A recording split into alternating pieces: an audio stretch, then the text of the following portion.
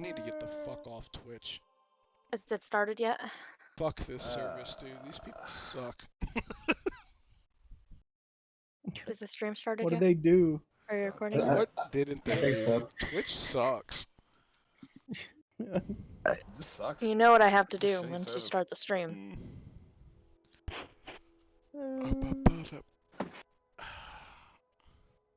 think I'm gonna switch over to Kick. Ooh, why can't I hear my audio?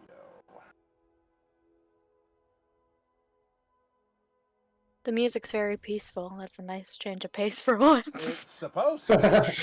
Right? Right? I sent you that Ooh. one meme video, right? Where it started changing and getting weird. He's just starting us off this way. I We mean, hear things really could intense get weird, music, we're like, what things the could fuck? be peaceful the entire time. I don't know. That's kind of up to Ooh. you guys. I like this. Yeah. Wait, I've heard this before. Skyrim. I feel like. Oh, it is? Okay. I was like, this sounds so familiar. As it turns out, Skyrim makes for really good regular ambiance. You know? That's right. that sounds Actually, about right. I thought this was the lobby music for Baldur's Gate for a second. No, that It is is- way more operatic. Yeah. Down, It- down, down by the river. Skyrim music and ambiance towns. That shit's got a fucking lady just screaming in your ear about a river. Yes. Oh no! Anyways, Gregory, get out of the hole! Gregory, get out of the hole. Actually, Gregory, get out of the hole! I don't remember That's what the my trash delete hole. button is on this. Gonna have to figure that out. That is gonna be awkward. We have to figure out why Gregory's in the hole. Just leave him. No, He'll be what alright. my delete button is. Because I don't know anymore. He's gonna delete all of us. I got a new keyboard, and it's a mini keyboard, so I gotta press a special button, and then Ooh, Oh, baby no. keyboard. I meant to All the make a rest of my map buttons turn into showing something everything else. we've accomplished everywhere and then keep updating it as we go along. And then like putting notes on it like we need to go here. Like at some point for this. But I have not had time to do that. Well, if you'd like, you can just like make little markers on the world map here. I wish we had like a visual of what Soup's kitchen looked like. It's sure a I could kitchen. probably do something like that, but you know, it's just like a. You ever been to a Waffle House? Yeah, once. I It's feel like Sue's kitchen is classier than a Waffle House. What the I mean, fuck? yes, but a little bit more robotic, and the stuff in the kitchen you can see is all like steam powered and then lever powered, and but yeah, the booths are kind of Waffle House like, a little fantasy Waffle House. The Waffle Houses by my house are where all the trailer park people go to fight. Well, That's I mean, the this Waffle is House kind of of- nationwide. We do kind of cater to adventurers here at the Spoon, so they go to fight there too, probably. There's also ninja women there that are able to, force throw chairs. Yeah. Yeah, I'm from Atlanta. I'm very familiar. Dude, I hate Atlanta. Well, fine. All I have is I corn. hate Do you wherever like it is that Atlanta? you live. I Over like the going course of you outside. guys' journey, Thank you, Lundy. Yes, God. the only person who has been through the whole of it is Raiko. The vast majority, in fact, I'm pretty sure literally all of you he has met here in Twyland. Holy shit. Yeah. After having taken down the succubus counselor who was attempting to use the undead to turn Twyland Hill into Twyland Crater, the chaos of the fallout has been pretty consistent. While your goal here was, of course, to stop the cult, that did not come to fruition. But you did stop her, at the very least, and save some lives in the immediate sense. The chaos itself that has resulted continues to prevent the ports from being able to adequately get back in working order.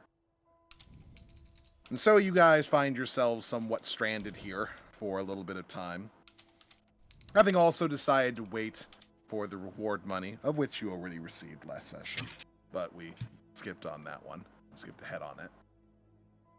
On the first night of your celebration of having managed to, at the very least, save Twyland itself, a conversation broke out, and Raiko laid out his cards and informed all of you as to what exactly was going on.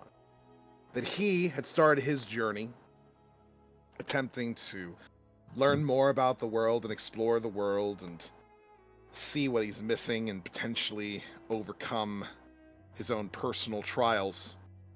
When, whilst he was enjoying a celebration in Conquer, a dead god was ripped from the ground, revived, and brought out, who then disappeared, but not before having destroyed most of the town. From there, he had gone to Geneva, in which he had been given, along with his allies at the time, task of tracking down this cult responsible for this and seeing if there's some way to either reseal this god thing, get rid of it, something. And the cult might have answers on that front.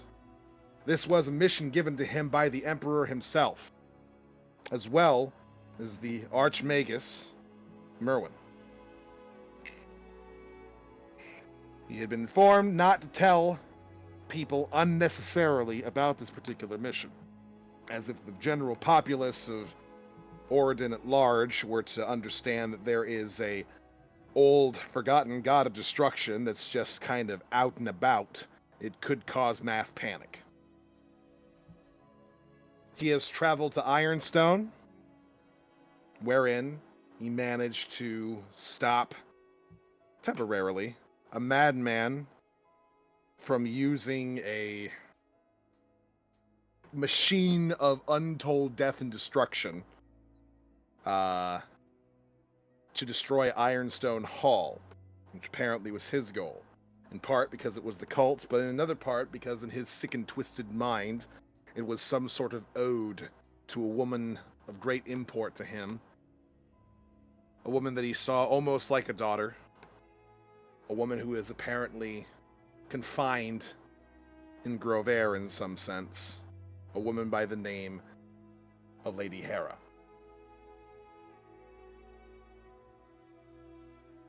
So he promised, reluctantly, to go and free the good lady so that he did not feel that he needed to do this.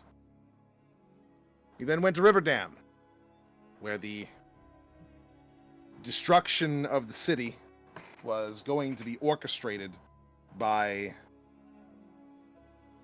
a foul dwarf who had the desire to assassinate the leadership of Riverdam or use them as his puppets and force the whole of the city of freedom and creativity into a martial law under his command.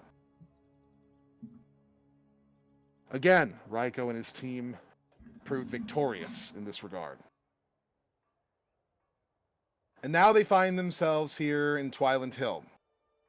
He has lost his team here. Various ones at various different points. Some of you were witness to at least some of those. And while he has not managed to stop whatever ritual they were doing here, this strange undead ritual to create so many, at the very least, with all of your help, the city is safe.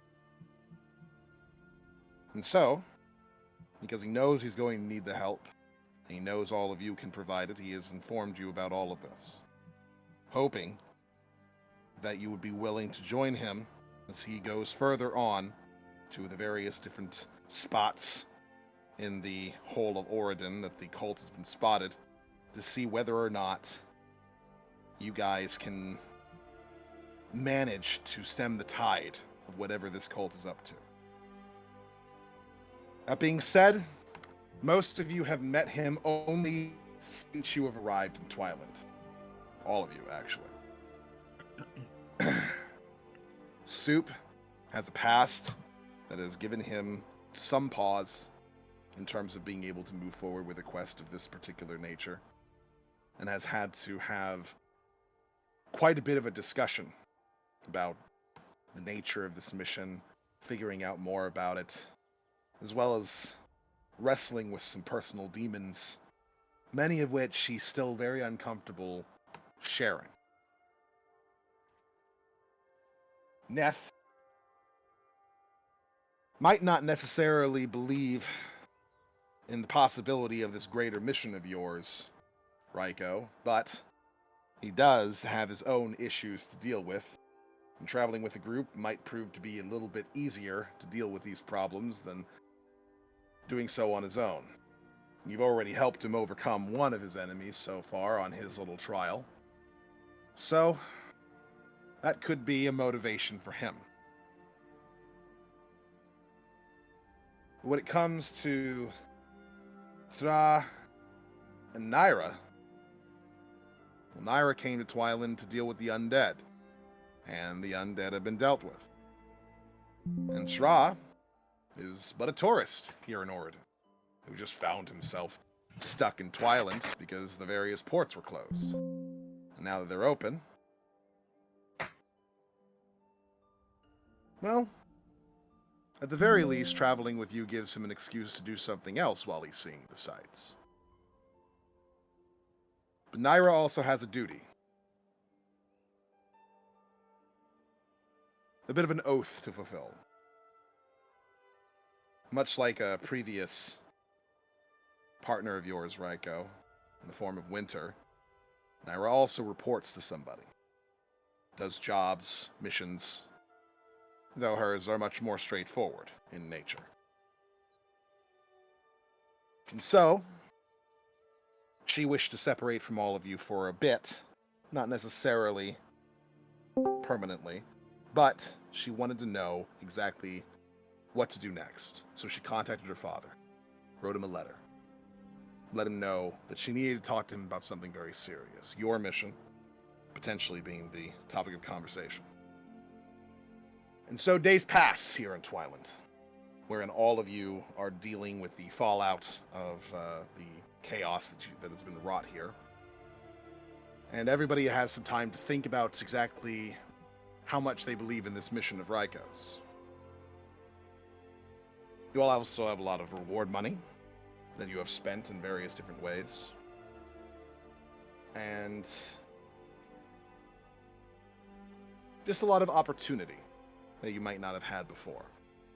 Opportunity to set off on your own, or opportunity to do something greater. Given all of that, as the days pass by,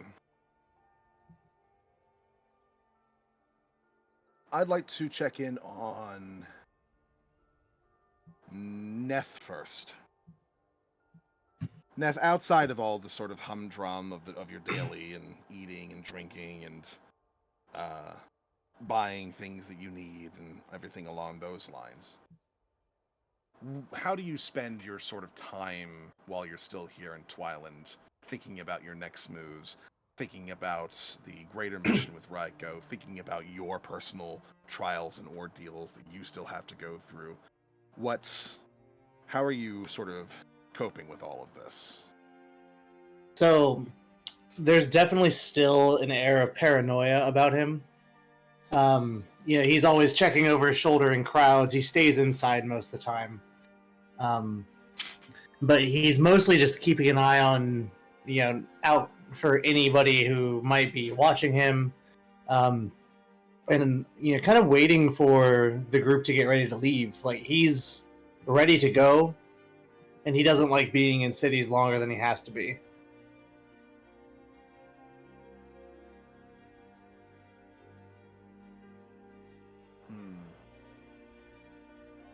Sarah, Yes.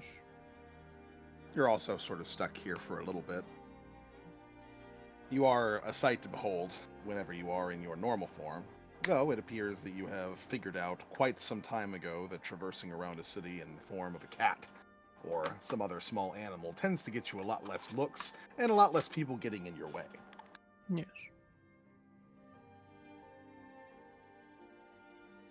In terms of sort of registering everything that Raiko has told you, how do you process all of that?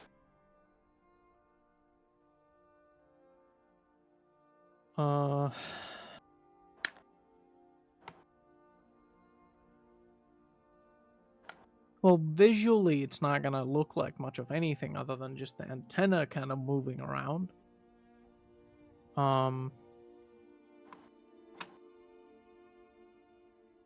But internally, I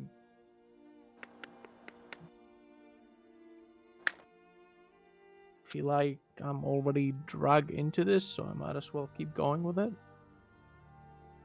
If there is no world to explore, there's no reason to.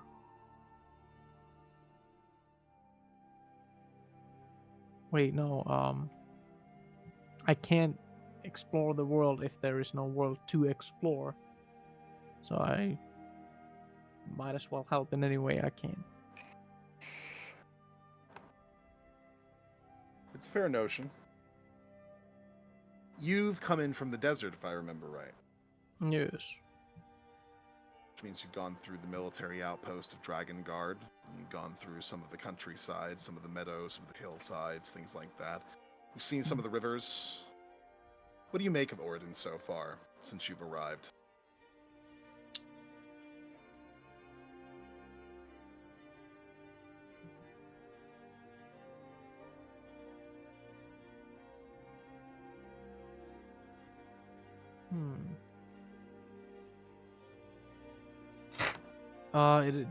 I'd say it's probably a complete contrast to the waste of the desert. Everything is green, lush, and not completely fucking hot all the time. It's been a refreshing and immaculate experience to someone who's only known sand. The peoples of the desert tend to be fairly simplified in the way they live their lives. Generally nomadic. They don't tend to spend a whole lot of time dedicating themselves to complex hierarchical governmental structures and forming a regimented militia and such. People just have their jobs and they do their jobs, and everybody just keeps going the way that they do. The difference here is staggering. There are people who don't seem to even have jobs in some of these cities. Odd people who just lay on the streets begging for money. There's children that just sort of run around during the day, sometimes without any adult supervision. There's just people milling about, oftentimes not doing anything of actual substance, no real progress or something. Sometimes they pay money to go into a place to have someone else feed them. You've seen this spoon shop that Soup runs. Apparently he's one of these types of people that people come to have food made for them. It must be a very alien sort of civilization style. Yes.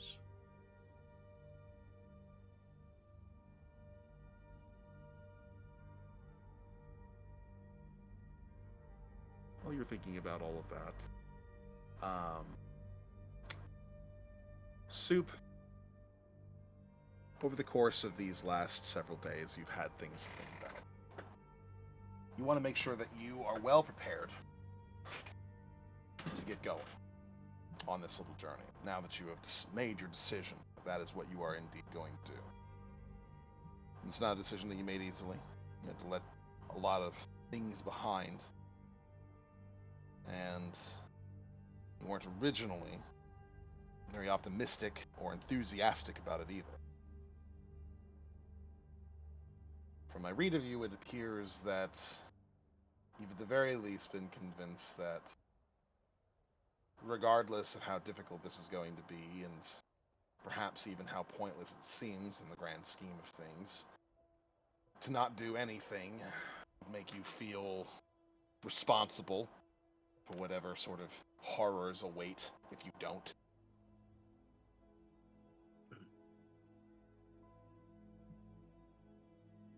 Yes. Yeah, accurate, 100%. And that's kind of what he's been weighing in this whole time is like the struggle of do you get involved with this and ultimately risk your own life and your friend's life, or do you not get involved with this and guarantee that you've risked your life? You know, so that's kind of what he's been weighing with, and that goes back to even before he was cooking, but especially when he was cooking the night that everyone was together last. I guess that was potentially a couple of days ago. And so he's kind of he talked to Raiko, and Raiko laid everything out and kind of had a personal conversation with him where it seemed like Raiko might be getting through to him, and then he cut him off, and he was like, I'm done talking about this for tonight. I need to sleep on it, and we will talk about this another time. And essentially sort of through, like, politely, but sort of escorted them out. Like, you know how you sort of you turn the lights on at a restaurant when you're trying to get people to leave, you know? So A lot of the subtle gestures, which may Yeah. not have necessarily worked on Jirah. You might have had to been a little bit more direct with him. So eventually he kind of, you know, turned the lights on, was cleaning the place up to the point where you guys probably, and he noticeably, you know, Raiko, the last time you were here, he was very much like, stay here, please, get a place. And this time he didn't really say anything. And so you guys, it's not that he didn't invite you, but he, you know, didn't invite you. So at some point, whenever you guys clear out of there for that particular night, he kind of has a look around, and you know he's weighing his options and he's weighing his life ultimately, and he decides he had more or less made his decision already, but in the moment, you know, he made it concrete, and he gets a pen and he writes a letter to the people of Swiland Hill. So that they know what happened, so that they don't suspect that he was vanished in the night, and so he writes a letter that says, to the patrons of Soup Spoon, thank you for the many years spent allowing me to serve the travelers and the townsfolk of Twiland Hill. You have given this old gnome more happiness than he was due. I am reminded of a quote from a great scholar in this situation. I know half of you half as well as I would like, and I like less than half of you half as well as you deserve. That was Archivist Baggins. Until we meet again, travel safe, eat well, and never be afraid to try something new. And then he posts that on the door, and then as he's walking away, he writes another quick note on the bottom of that. He writes, So what was and to Raiko and his friends, how many days are we here? I'd say about 5. On the morning of the 5th day, I'll have a breakfast prepared for you. Meet here. And that's all it'll say. And as soon as he closes the door behind him, then he's going to just start.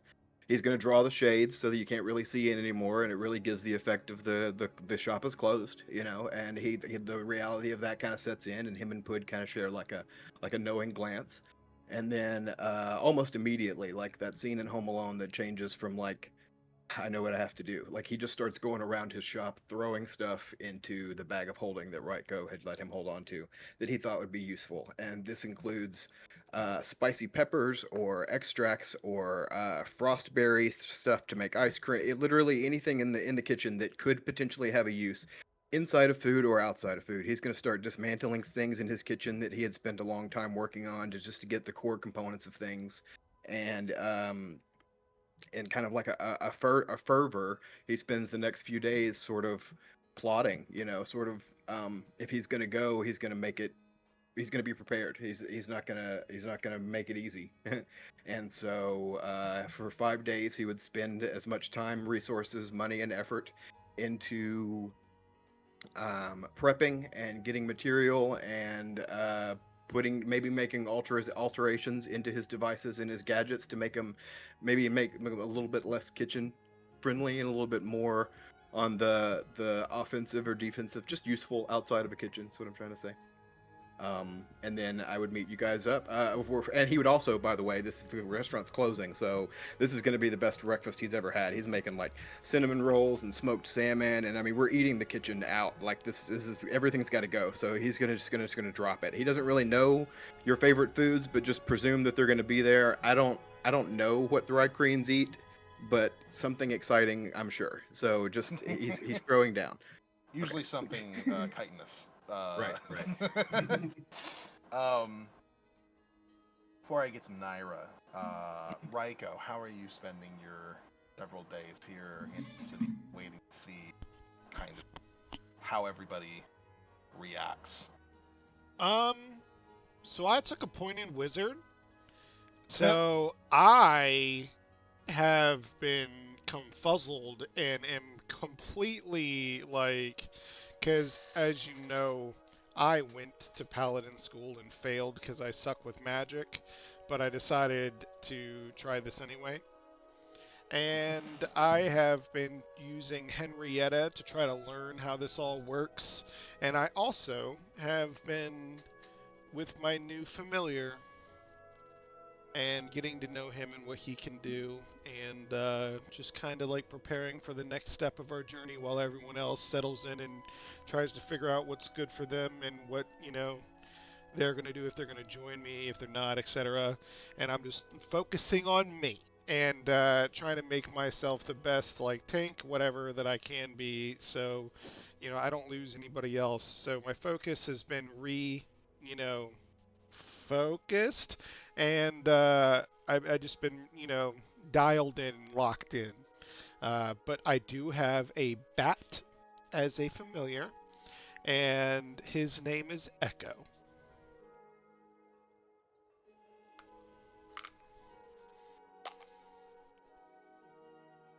A bat. Yeah. Oh. Your half-moon spectacles give you the ability to study in a way you've never been able to before. A way that it suits you. Designating it to somebody else. Henrietta does all the learning for you while you sleep. Reading through various different magical tomes, studying theory, making sure that she absorbs as much as she can. And when you wake and she rejoins you, you gain all the knowledge she manages to absorb. This continues over the course of several days until you find yourself able to spark up your first cantrip. Yup.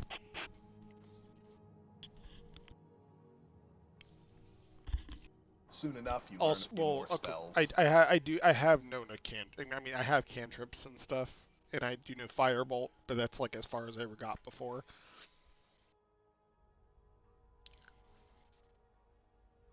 Your other spells start to come in as well over time. And eventually, you have a little bit of a repertoire too. Still, your mind can only hold so much information at once.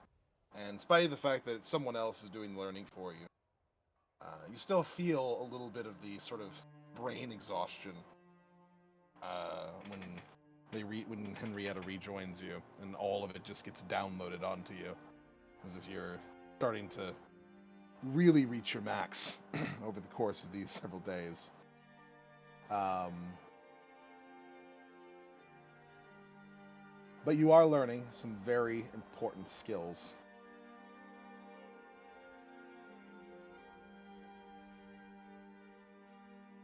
Bat. Ownership. I didn't want to do another owl. I feel ya. Also, a bat has blind sight, which I think is kind of cool. That is true. That is pretty cool, especially since you can share senses with them. Yeah, I figure that I'm also working on a new form like I have, right? So when it's called for, I engage Batman. And that's when my bat will land on my head, strap itself to my head, and I close my eyes and fight looking through the bat's eyes.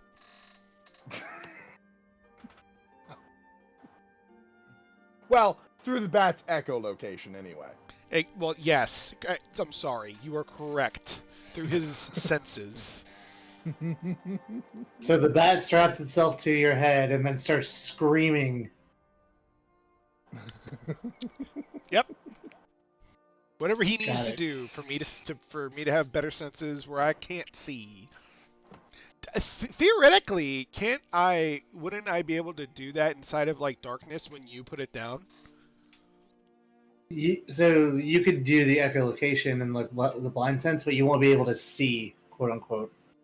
The Right, bat but has I'll be able blind to sight I'll be able to for 60 fight, feet. right?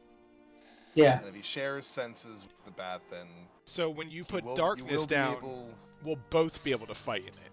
You're gonna be Daredevil fighting. Is the point. Hell You still yeah. can't see, but you can sense basically all the movements. I'm like Chirrut from Star Wars. Okay. Naira, your tradition has given you a lot of habits that have been kind of instilled into you from your training, from your teachings. You've been overseeing a bit the peoples of Twyland, the guards and such, gathering about, rolling through the moat that surrounds the city itself and collecting all of these inert, undead bodies and gathering them together for funeral pyres, burning them and sending them off so that they can no longer be used for misdeeds. You have been observing these sorts of things outside of your usual day-to-day for several days. They managed to clear out quite a bit.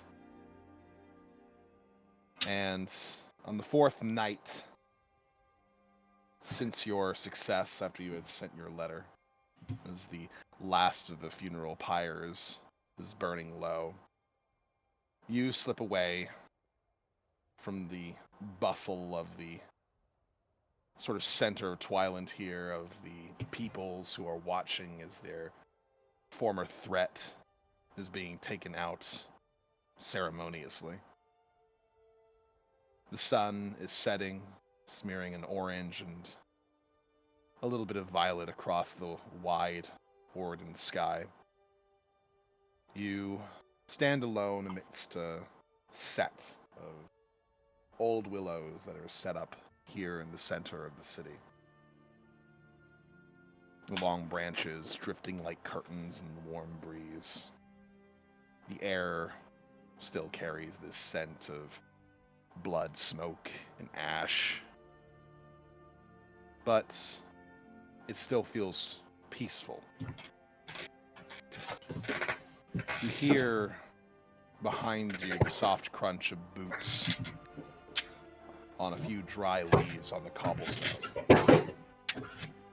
Isaac, what the fuck? I'm sorry, I dropped something. They're the boots crunching. I'm helping. The faint jingle of various specialized vials of poisons and potions galore that you have heard quite a bit during your travels as a young one.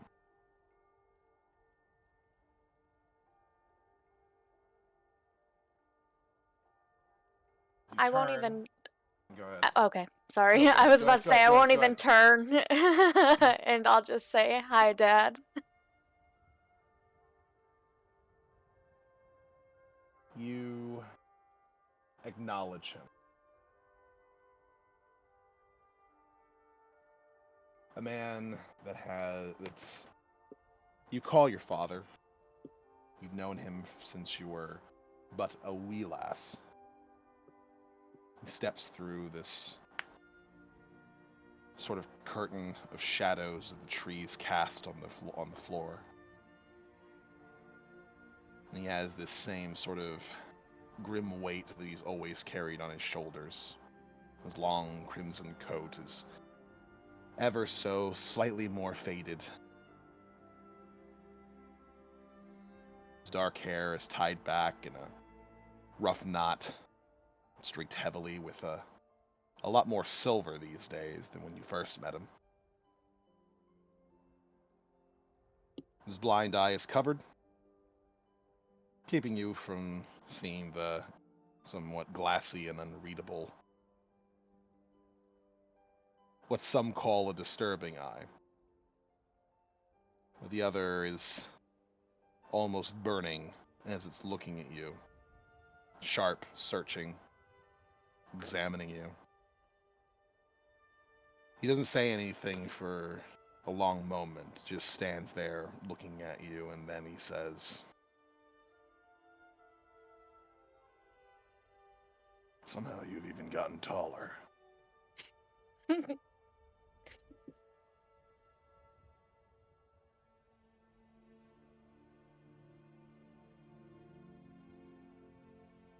steps a little bit closer to you.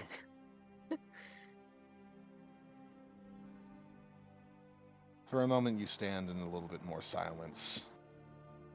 He puts a hand on your shoulder reassuringly.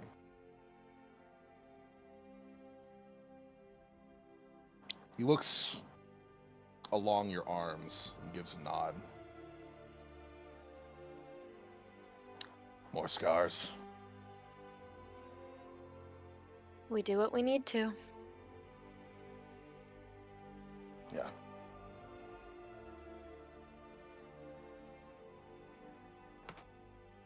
Sometimes I think you rely on that a little bit too much, but what am I going to do?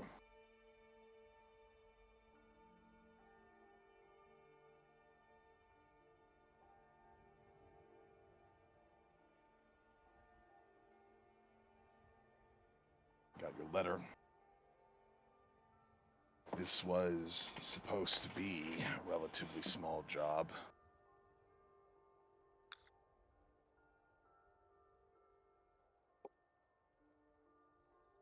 Intel didn't say that the undead were any more than but a sighting. Wasn't expecting all this. It was definitely surprising to hear.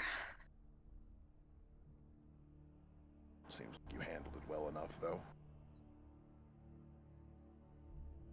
Once we got rid of the person causing it all, they all went down.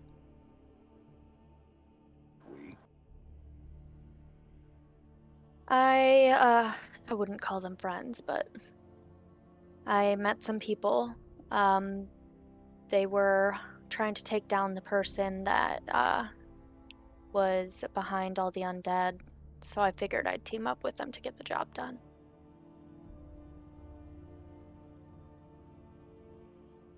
Were they good? Yeah. They were all pretty strong. Still around? Yeah, everybody's still pretty stuck here. I think they're all deciding what they want to do as well.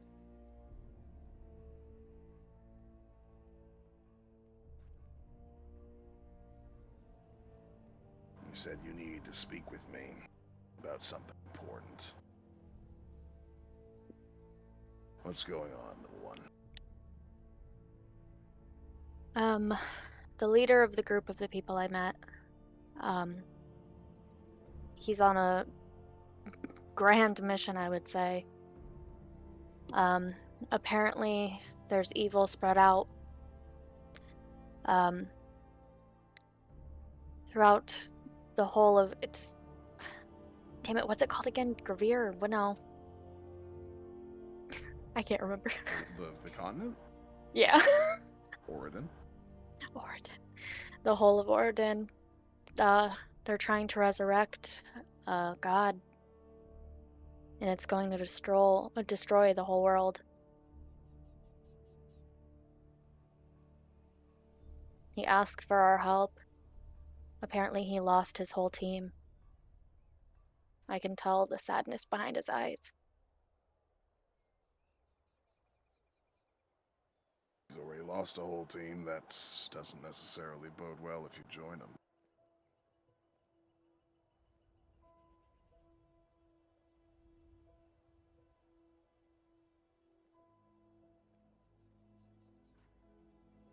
As he rests his hand on your shoulder, he kind of gives it a slight squeeze. And then he places his hand on his shoulder right below the sort of patch that features your name rather prominently.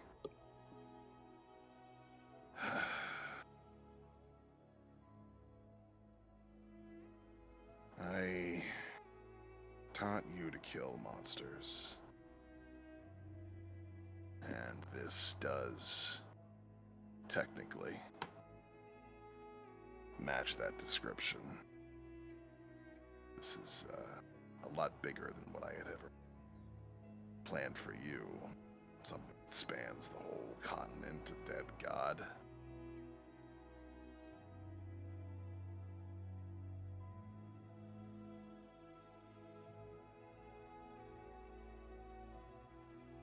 This is a calling that appeals to you.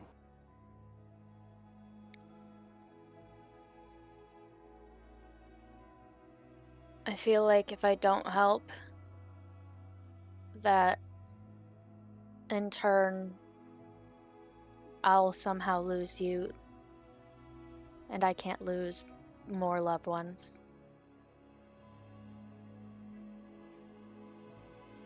You're fighting against a cult that is spread out across the continent. That is not a hunt. That's a war. And war has a habit of breaking.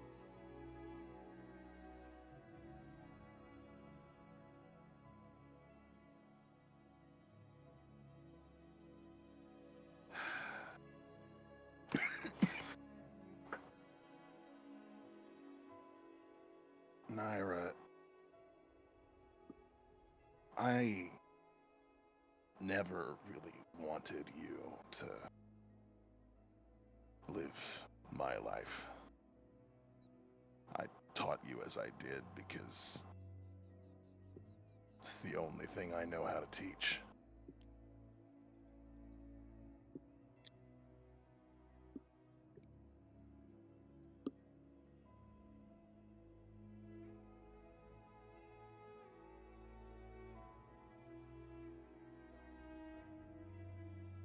If this is your decision, I'll respect it. I just want to know that it is. That it's not some sense of duty or belief that you simply have to or that you have no choice. I want to know that you can choose for yourself in this regard. I want to make sure that this world is a safer place for you and for us, so we don't have to fight as much, so we can live our lives. Try and be a bit more of a normal family. Maybe go out for dinners and see shows.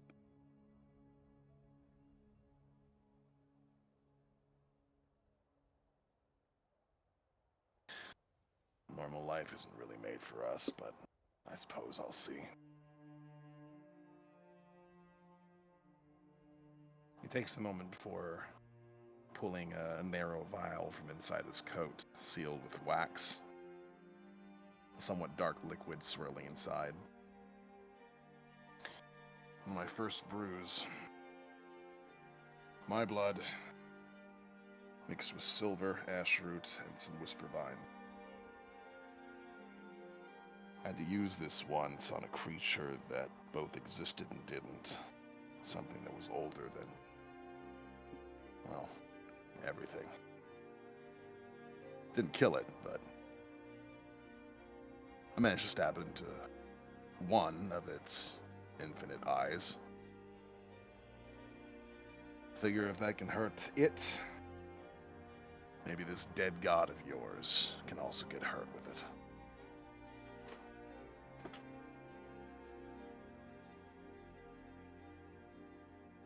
Thank you, Dad.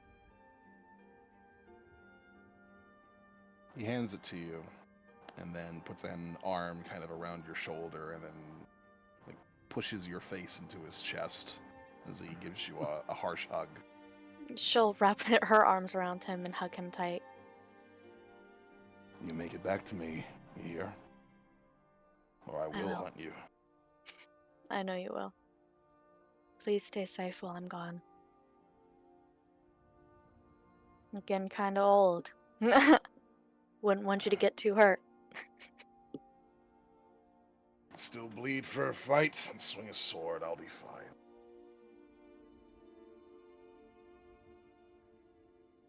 He takes a step back after your hug and gives you a nod. Well, that means your hunt's become mine until you're all done with this. I'll see you when it's all over. All right. I'll make sure to write home when I can.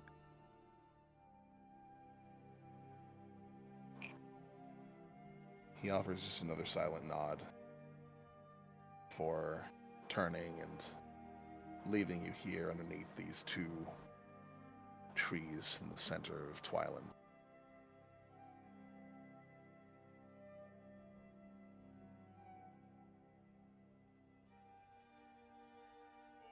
I imagine Naira has nothing else to do for the rest of the night, since everybody isn't meeting up until the morning.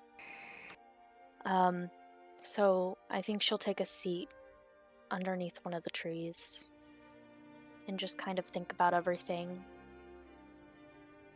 looking at the vial that her dad handed her, and just hoping that she makes it back to him and saves everybody so she doesn't have to lose more family, another parent.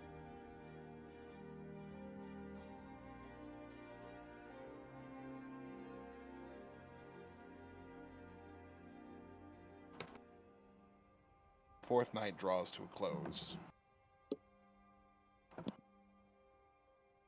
All of you have been called by Soup to arrive in the morning of the fifth day to see what he's got cooked up for you, and to also all meet up to see who all is indeed going to be going on this journey. By the next morning, when you all do arrive, you find that there is nobody missing from your little cadre. And you enter into Soup's abode. You see a buffet of only the largest and most diverse sort, as he appears to have made everything he has left in his kitchen. And everything that would have rotted anyway.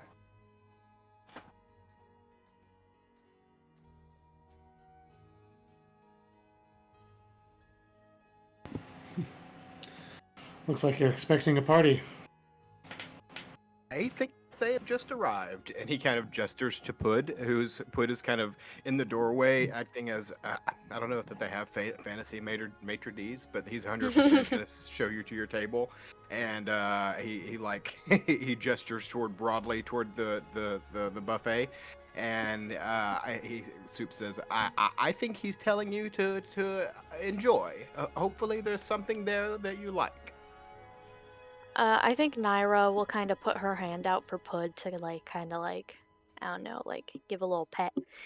And then she'll walk up to Soup and thank him for the giant meal, and kind of ask him if he's able to help her turn the vial that her dad gave her into a necklace. That way she doesn't lose it.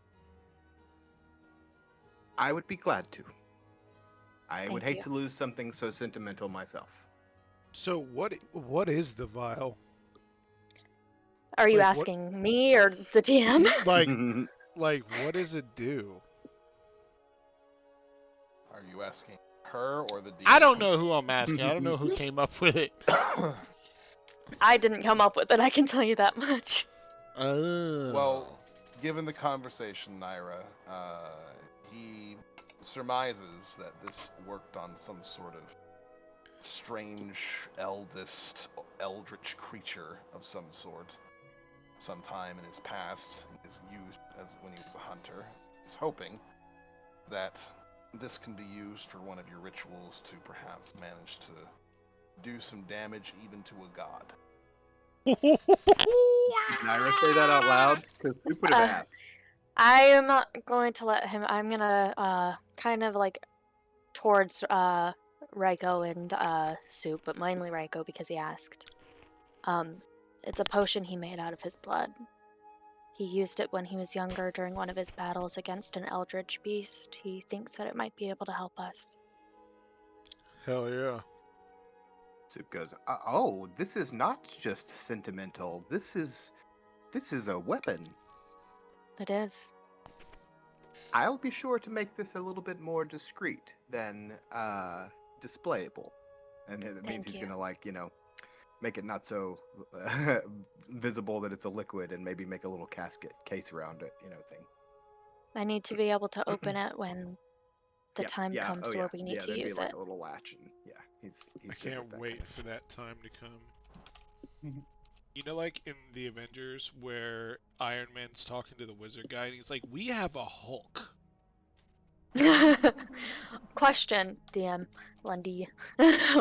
When I go to use that, say I'd use it for my like Rite of Dawn, I wouldn't have to take damage then because the blood is already there. Correct. Okay. I imagine I would just have to kind of like pour it onto my sword and infuse it with it. More or less. Same basic gestures once it's out and on the flat of your blade. Same sort of small incantations to empower it. I bet it works really good against. It has silver in it, right? Mhm. It'll it'll end up looking like those things that they used to share, like hide cocaine in the 1800s. You know, this little, like, it was an art thing, but its actual function was to store the cocaine for quick use. All right. I do not know what those look like. Oh, that's totally a thing. They used to do that in like the Victorian era. And, 1800s. yeah, for sure. Yeah, Too high. probably into the 1900s. But Cocaine. yeah. Back then they used to. It wasn't just cocaine. It was any kind of like stimulant drug, but I think smelling. I don't know what they used to call it, but the stuff that they used to. There's opium. That's what I remember. It's opium. That's what they used to store their opium in. It was like little, like, ornate. Anyway. Put your weed in there. Yeah, that's what I'm saying. I see. When you're done with it, Naira will put it around her neck and tuck it into her shirt. And then she'll take a seat.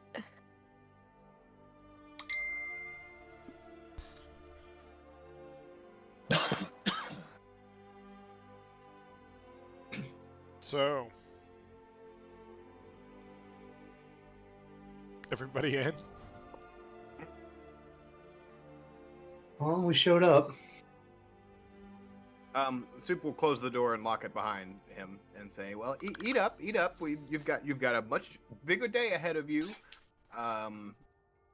And he doesn't give away the game right away. He's kind of walking around and pointing at the stuff that he's got. And he's like, "And you have to try the sweet bread and the sweet rolls. They're different, you know." And yeah, just Every time Naira sees something that her dad used to make for her, she gets a slight like smile on her face, and will put it on her plate. I figure since you guys traveled a lot, it would always be kind of like practical meals, skewers, things like that, things you can walk and eat at the same time. Yeah. Every now and again, he'd make like pancakes or something when we had a chance to be at home. well, there's also some boar sausage, and there's breakfast things here too, like the cured meats for sure. Are there deviled eggs? Yes, and I'm not going to not say that they're owl eggs, but I'm pretty sure that they're not owl eggs. I don't care if they are.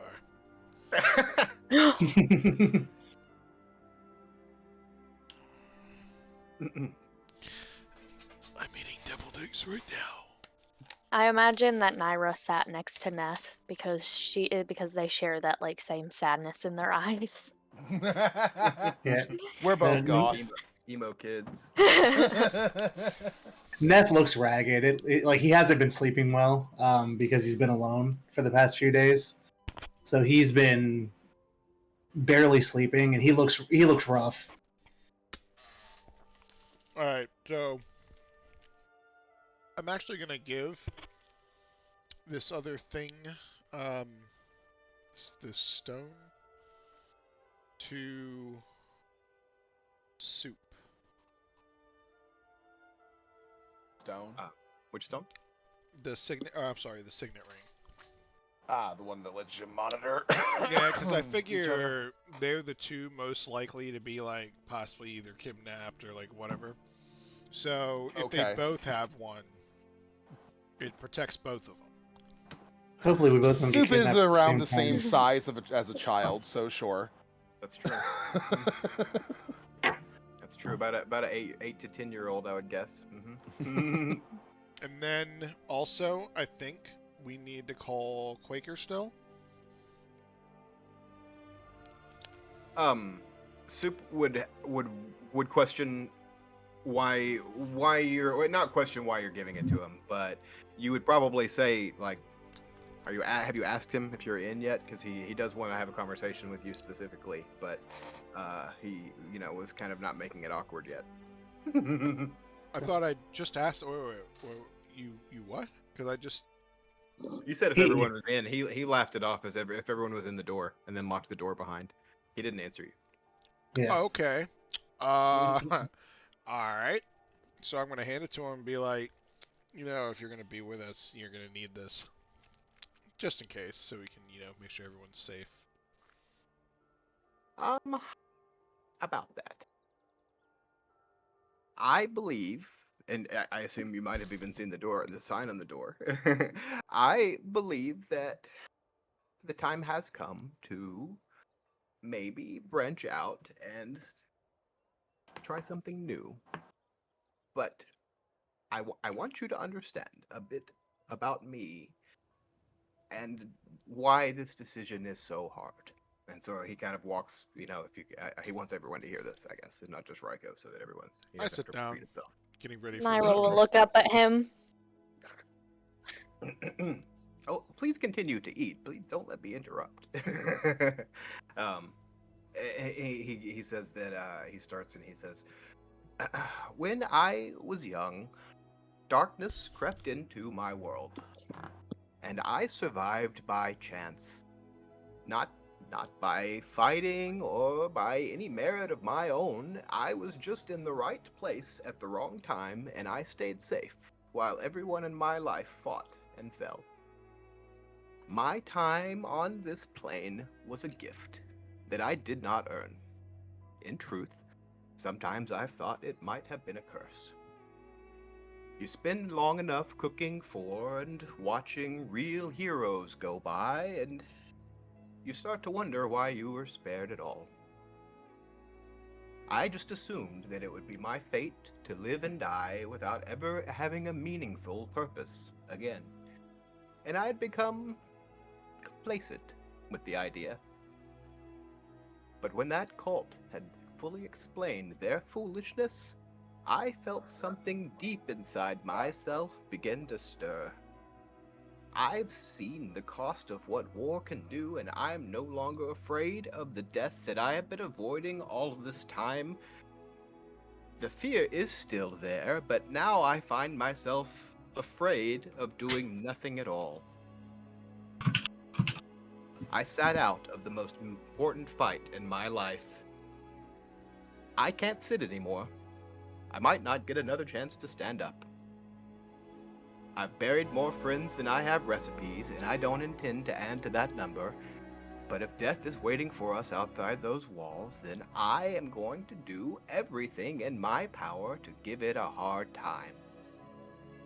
And he puts the ring on.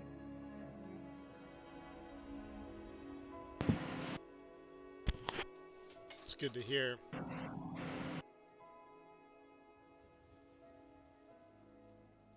And then he grabs a big thing of sausage because he hasn't really had a chance. When you cook, you really don't get to eat unless you're just snacking. So And then he kind of, sits to eat with you guys, and he says, "Your journey is significant. Whether it's significant in the long run, it's significant to me. The end will come for all of us, but this old heart is still beating, and I might as well make it mean something." We're all very happy to have you here with us. He smiles, and it's kind of an always unnatural. fill that like, little doesn't really gap. look like that. Like, you always seem to be the one extra little thing that we need in our group at any given time for any given situation. Well, that's the role of an artificer. A good one, anyway. Besides, no one writes songs about soup, but maybe they'll remember a stubborn old gnome who tried to turn the tide.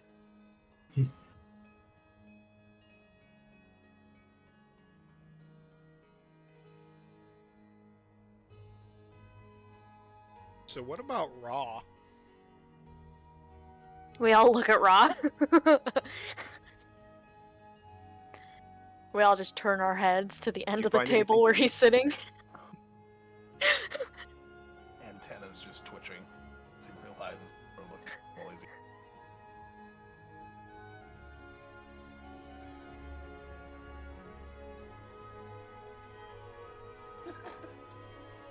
Ra, you're being stared at. He's staring back. Good talk, buddy. Can I help you? I mean, I understand, like, how could you ever talk after a speech like that from Soup, but, do you have any real, like, motivations on why you have decided to join us? Well, I can't see the world if there is no world to see.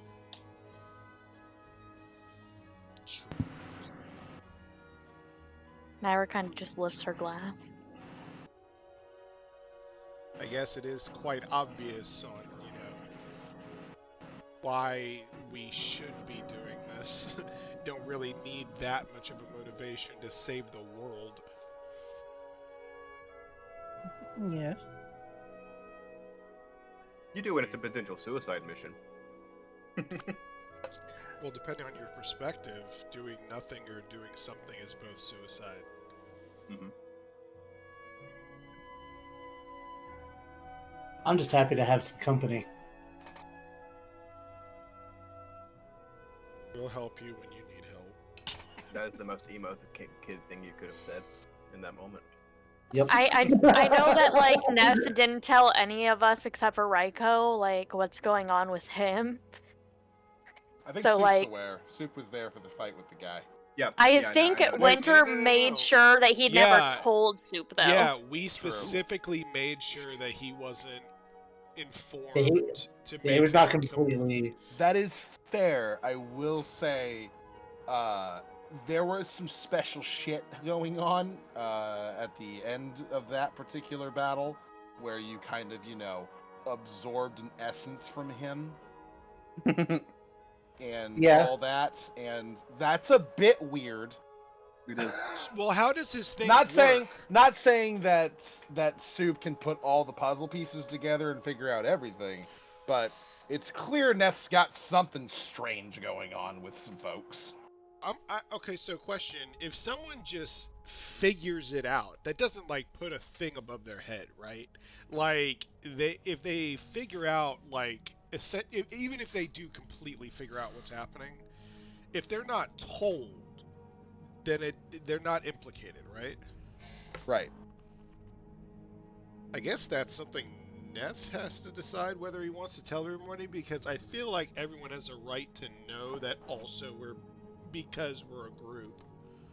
Raiko's the only one that has a target over his head. Yeah, so I Yeah. just kind of like want to look at It's Neff one of and be those things like I have something that would probably be very important for all of you to know, but if I do tell you, it's going to put a target on all of your backs. So, which way do you want me to go with this? I mean, but also, like, on our mission for what it is at this point, almost who fucking cares? But I do want to look at Neth and be like, shouldn't we kind of inform the rest of them of the other shit? He looks back. What other shit? Your other shit! He like points at you and like pokes a finger into your forehead. Your other shit. And then I point above my head.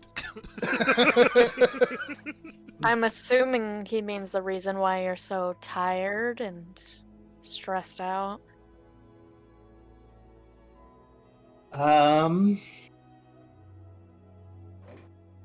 I just want to be like, I feel like they would deserve to know.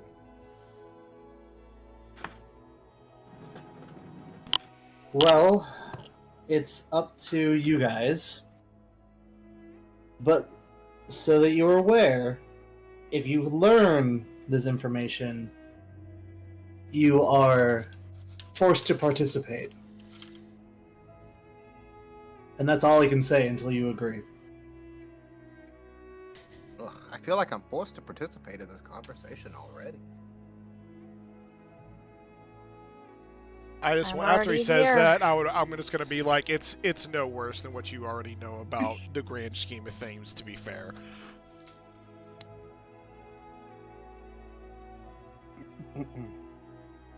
Fine. If nobody has any qualms about me telling you. And he kind of looks at everybody. I am being Nothing hunted. Worse than the end of the world. Oh, you'd be surprised. There's more than one world out there. Yes, that is why I said not many things.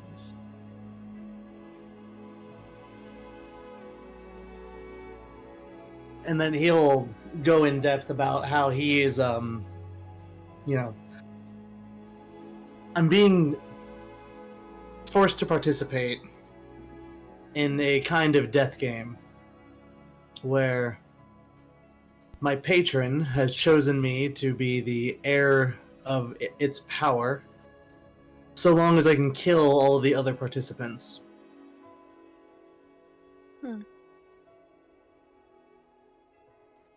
Likewise, they've been given the same offer, so they are hunting me amongst the others. Which is what you saw down in the arena. The champion down there was another combatant, another participant. So not only do we have to fight cultists to save the world, but we have to help you in this game and make sure you win. Well, you don't have to, but you've been marked, now that you know, as one of my assistants. So, Then we might as well make sure you win. so that you're aware, any other participant can see the mark above your head. They will be able to instantly know that you are helping another participant.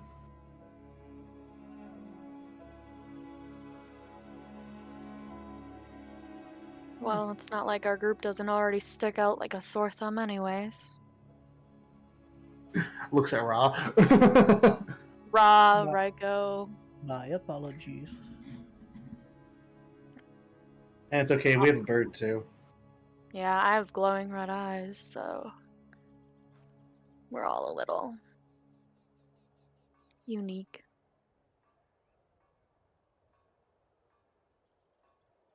but everyone we kill, Neth gets stronger. Yes, that is usually the way of things. Soup kind of makes it. The next time Neth makes eye contact with Soup, he kind of reiterates that always something with magic, isn't it, boy? Seems to be. I imagine before we head out, we're gonna need to do some shopping for supplies. Sure. Also, I know. we do still need to, like I said, call Quaker. I'm Super- not even sure who that is. Soup kind of stands up. He's had his fill, and he says, about supplies. I have gathered a few things that might be useful in the right hands. I've added them to the bag, and then I needed to go through them and add some. Anyway, I dumped them out on a table upstairs. If you're interested, there might be a handful of things that you could find useful. Naira looks around at the kitchen and she's like, I can tell you did some digging around. It's a lot more barren than it was last time we were here. What's Oh on the yeah, table? definitely mentioned that there's like sheets covering the thing, and yeah, there's like you can tell the kitchen's probably no longer functional. Yeah. What are these things? Yeah, Soup kind of you'd walks have to go over upstairs and to go check his that. one of his pulleys and pulls down on it, and like a folding attic stairs come down.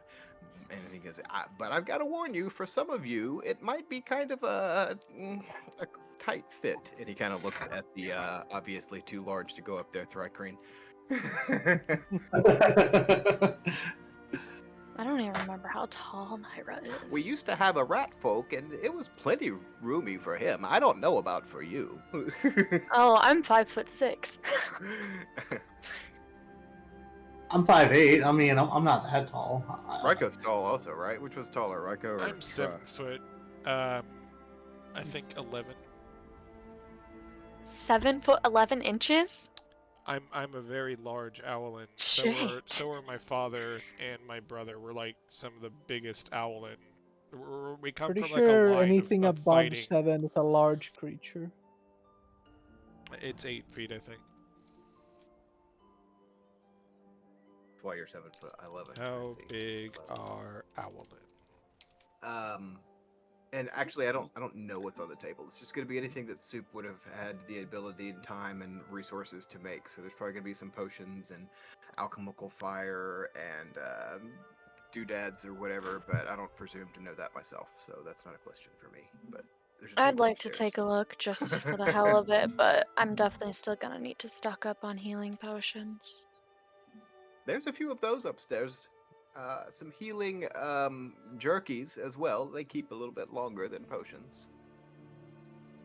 I am 7 foot 10 inches. How tall is the room upstairs? Like, how big is it? Probably about 6.5 feet. Not super tall. I mean, Soup is 3'6", and he kind of lives up there. It's like his workspace, his sleeping space, and it's above a restaurant that's kind of inconspicuous. So it can't be like a whole floor, or else it would be conspicuous. Okay, I just Right. needed to know if I needed to be on my hands and knees to be up there. Not No, quite that. No.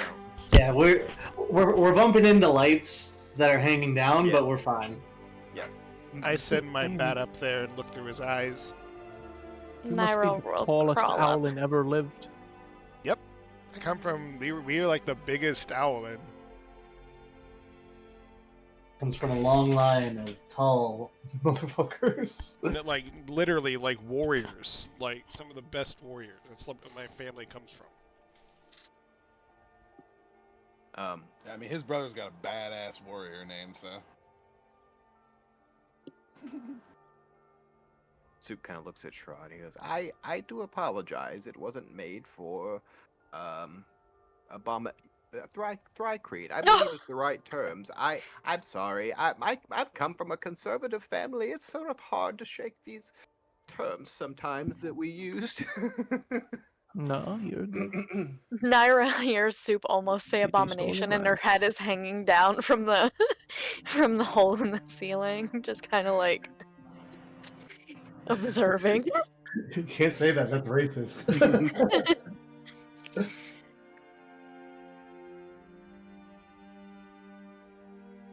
We never cleared up the Soup is fine either, actually. So I assume that's what you still think my name is. Oh yeah. Yeah, it is alright. Soup is fine. He takes this opportunity. And he goes, actually, it's just soup. It's just soup. Oh, that is all right, just soup.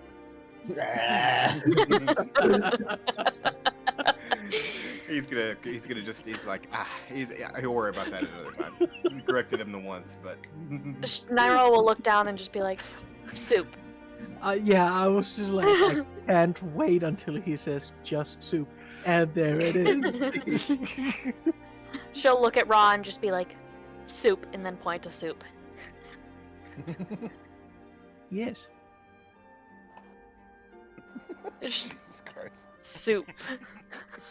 Where did Thrycling come from again? Are they from this planet? Desert. So, because of Thrycreen, I've not been a PC race, nor have I had very much campaigns go into the desert. I'm kind of giving them free reign on this, in terms of where they come from, what their culture's like, and all that sort of stuff. Well, I think Toby's playing it perfectly. Most Thryceen that's ever Thryceened. This is truly one of the Thrycreens of all time. Look, there's 178 fucking species. Okay, I do not have a write up for where each and every single one of them comes from with a history and a culture and blah blah. All right. I just imagine that the blood hunters just live somewhere in the forest. Blood hunter isn't even a species. That's just a tradition. I just imagine people don't like it very much, so we just It's live creepy, and train out yeah. there. It's weird. People think you're D&D equivalent of a Witcher. Yeah, more or less. With everything having been said and done here, and everybody kind of giving more or less, whatever reasons comfortable in terms of why they're going to be coming along, learning about Neth's whole potential ascension into godhood.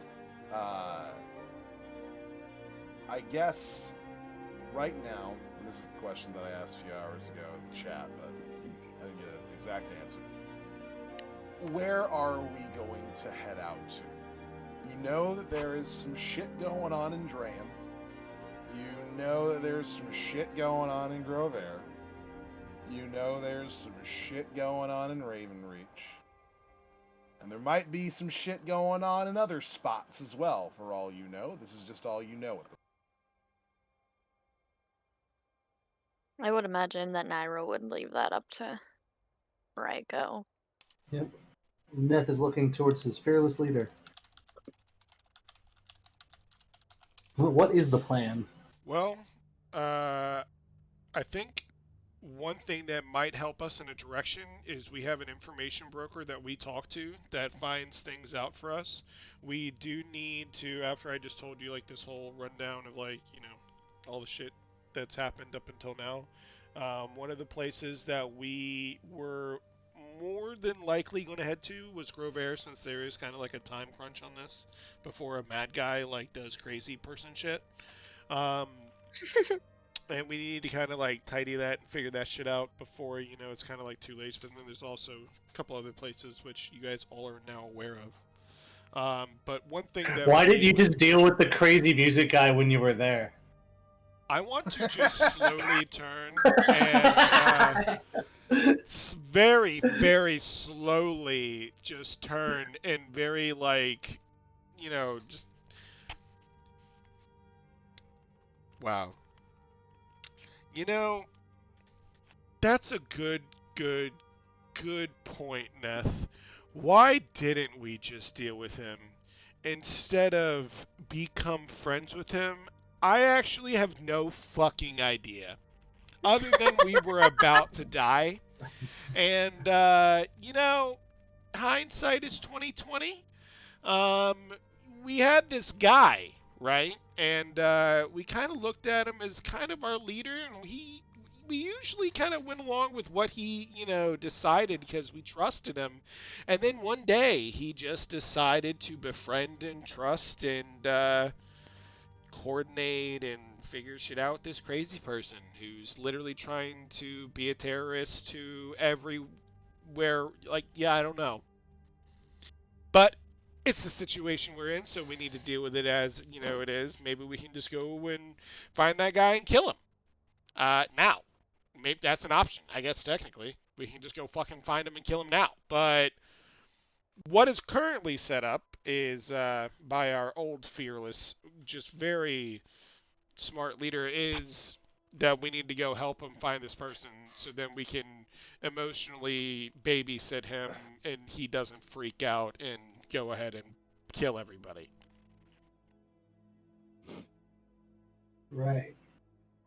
But to answer your question shortly, I don't fucking know. So, some guy just decided to do that shit one day,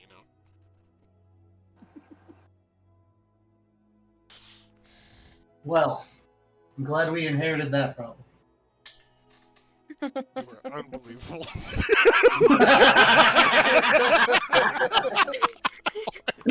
For Soup's benefit, Neth's player played the character that made that deal.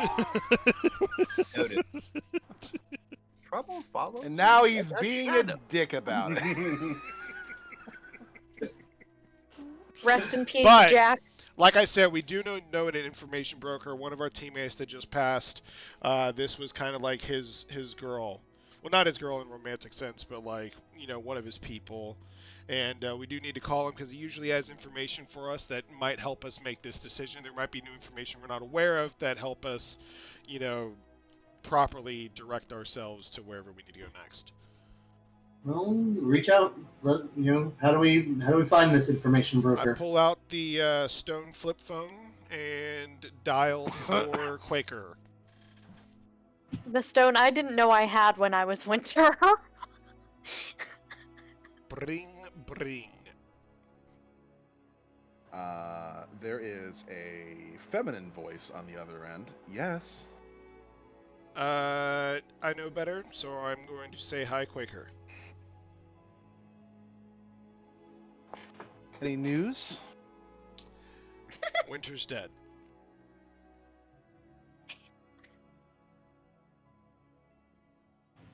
How?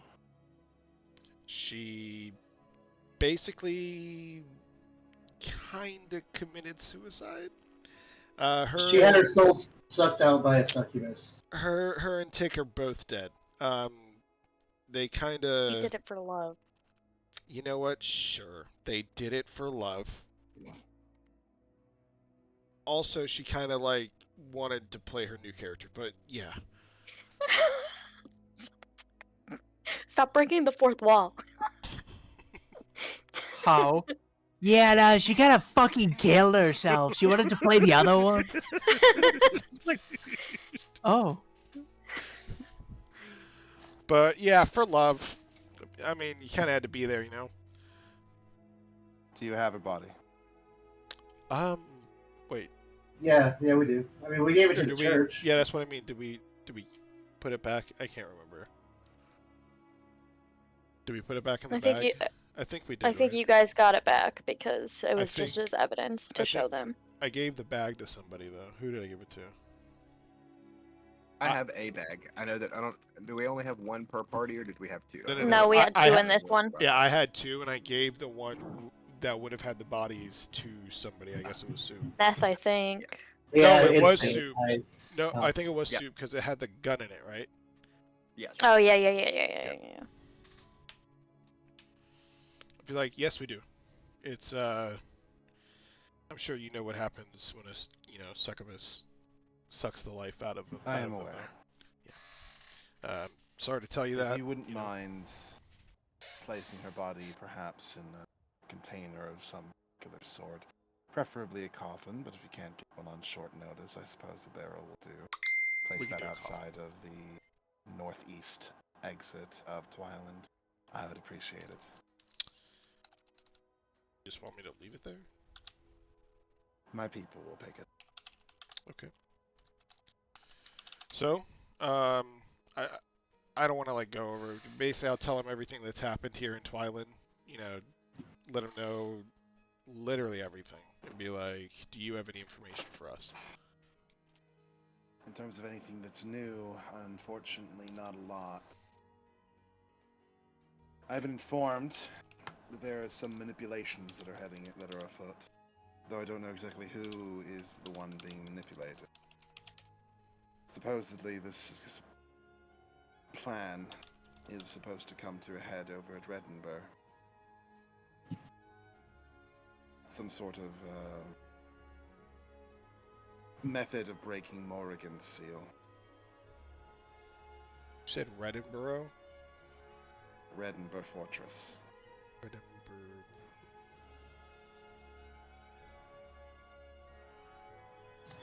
Well, that's the opposite direction. I don't exactly know when this one is supposed to take place, but I know that it's going to be a ritual featuring someone who's been manipulated into it. That is what I am aware of. At the moment, I'm a bit more focused on trying to find this wandering mass murderer of sorts.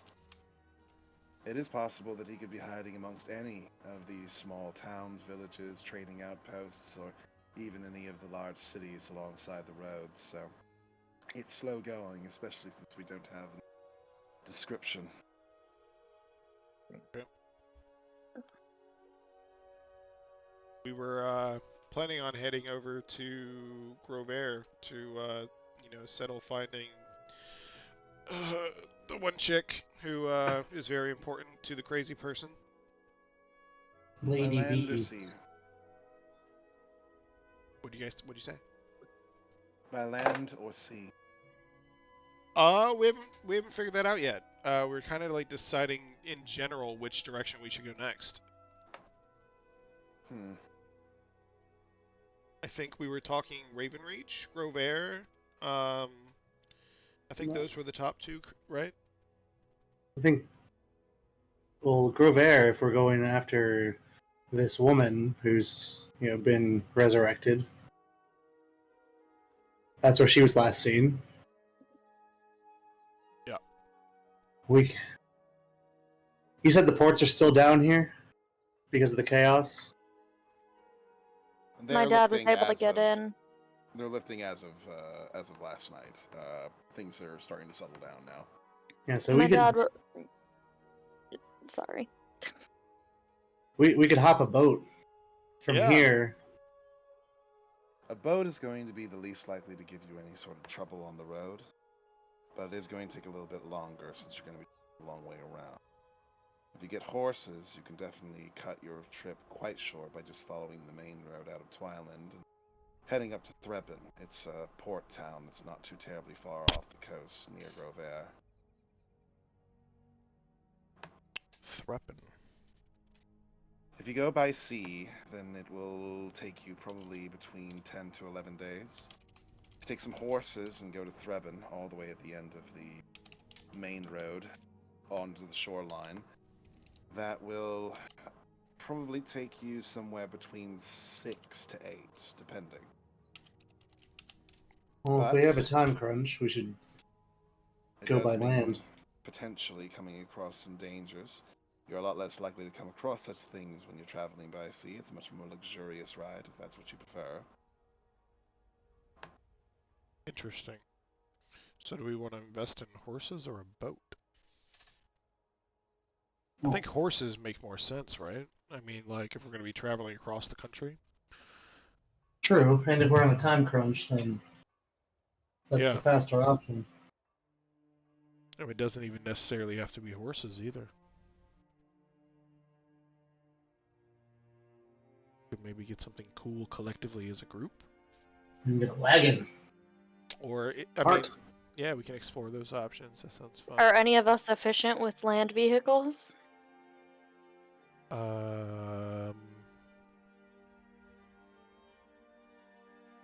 Not me.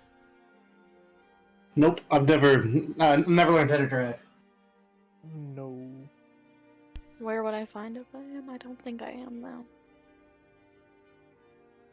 Under your proficiencies on the first page. There's armor, weapon, languages. I think that's where it would be. I'm not seeing anything. I have alchemist supplies, that's about it. I don't think we need to be proficient, though, right? I mean, Only if you end up getting into like a wagon chase. Which would be pretty cool. I imagine the best person to run the cart would probably be Soup. Fuck yeah. We'd be like, Soup, keep us straight as we like all just stand up to go like do cool shit from the wagon to kill people. He doesn't really have a lot of proficiencies in that area, but it does seem like he would know how the mechanics of a cart works. Is that animal handling though? Because that's a +1. It would not necessarily be animal handling itself. It would specifically be land vehicle proficiency. I definitely don't have that, but We could get one being pulled by an elephant.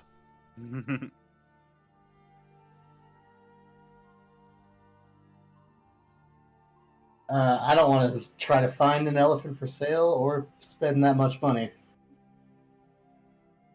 Just throwing ideas. Is there anything? I mean, we have an artificer. He's an engineer, right? I mean, yes, He's a cook. that too. You don't know what his past life is like. okay. All right. Well, I basically just. I mean, does Quaker have anything else for us? Like, we're technically on the phone with him still, yeah. Be like, we'll also leave Tick's body for you, since I'm sure they want to stay together even, after death.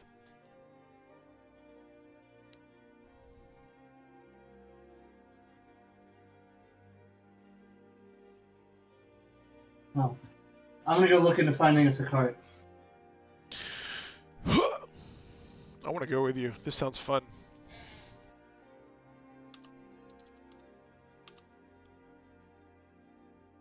Naira will help Soup clean up a bit, and Lundy, then if you're head trying to out to the talk, by the stores. way, we can't hear you. I don't know. No, I'm just making sure that you guys are set on this. Okay. Sounds like the plan is to get a cart, head to that coastal town, and then sail across to Grove.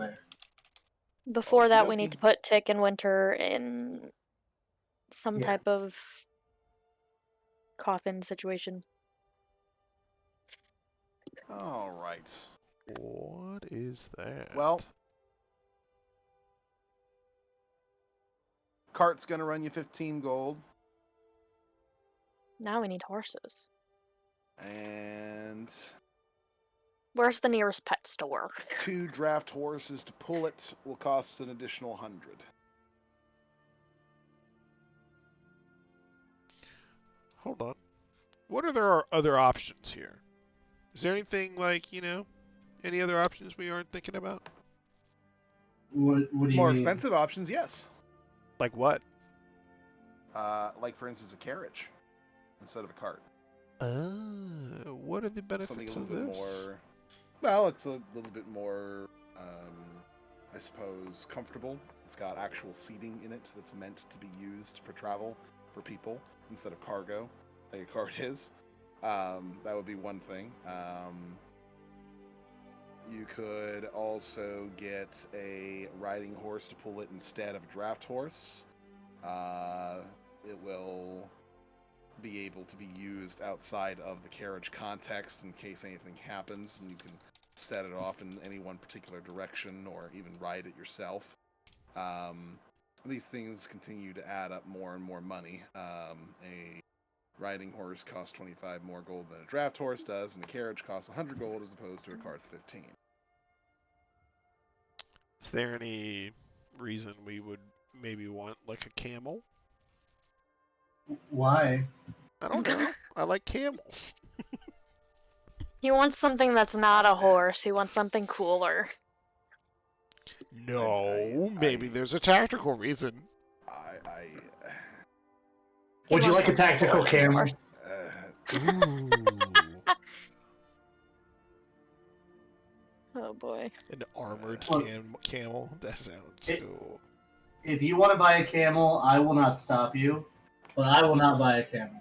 If it's given the option to me, I'm buying draft horses and a cart. Ba, ba, ba. Because Nev is no fun.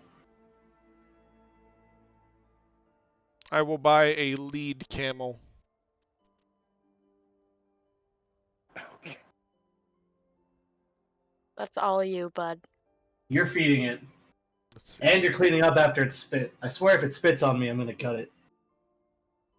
Don't gut my camel. I agree 50 gold with for a Matt. camel. Mm. That that's like a good camel though, you know? Yes. He Same, wants a high same- quality camel. same as Yes. a draft horse.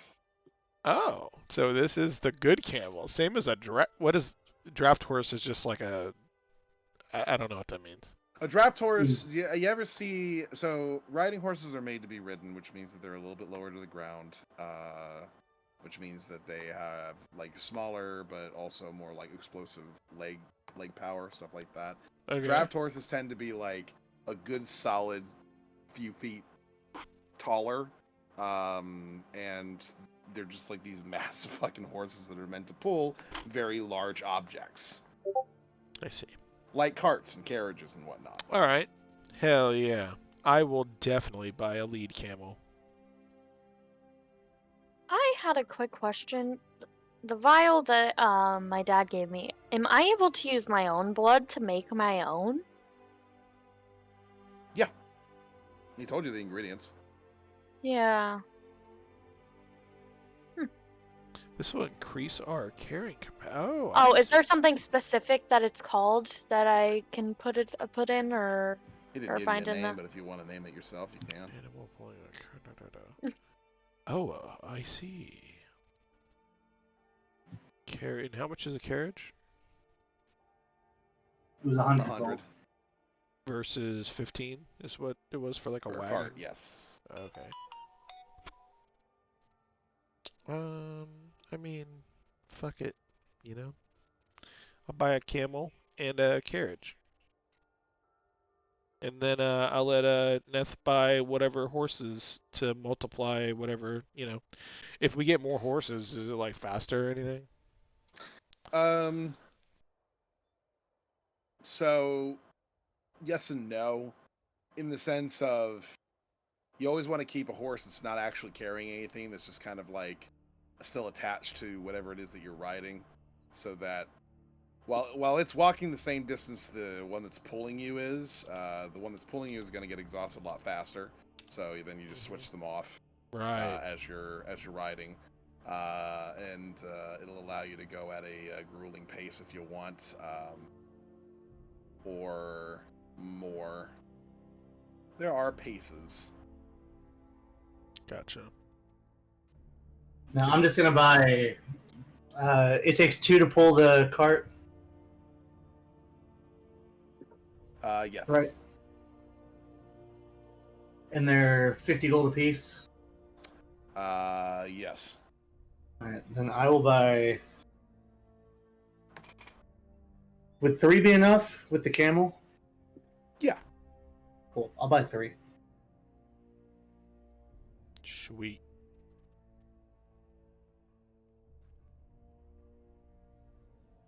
Alright, so that's 150 gold for me, right? Yep. For the For carriage cart combo. Carriage camel combo. And 150 gold for me for the other 3 horses. This carriage, though, I want it to be a carriage that looks kind of shitty on the outside, but on the inside, it's fucking nice. You know what I mean? I want us to somewhat Well- blend in, but we still like riding, you know, balliness. You You know? may feel free to customize the interior and exterior of this carriage. Hell yeah.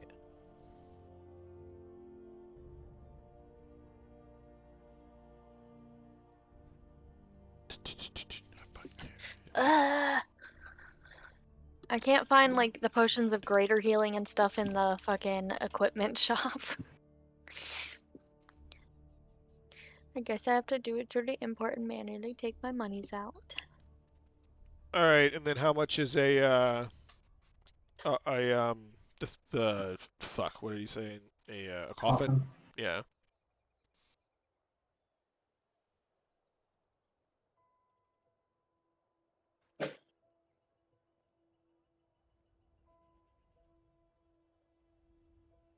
All right. I'm going to be introducing some travel rules. So coffin's like what, 5 gold? Coffin? That's not. Let me double check. Oh, there's no price for that.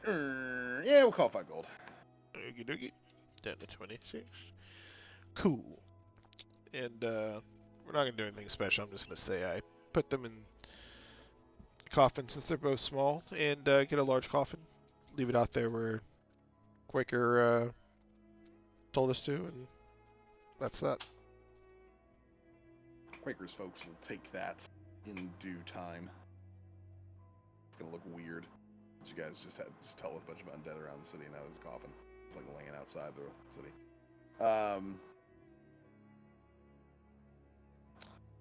So for these travel rules that I'm going to be instituting,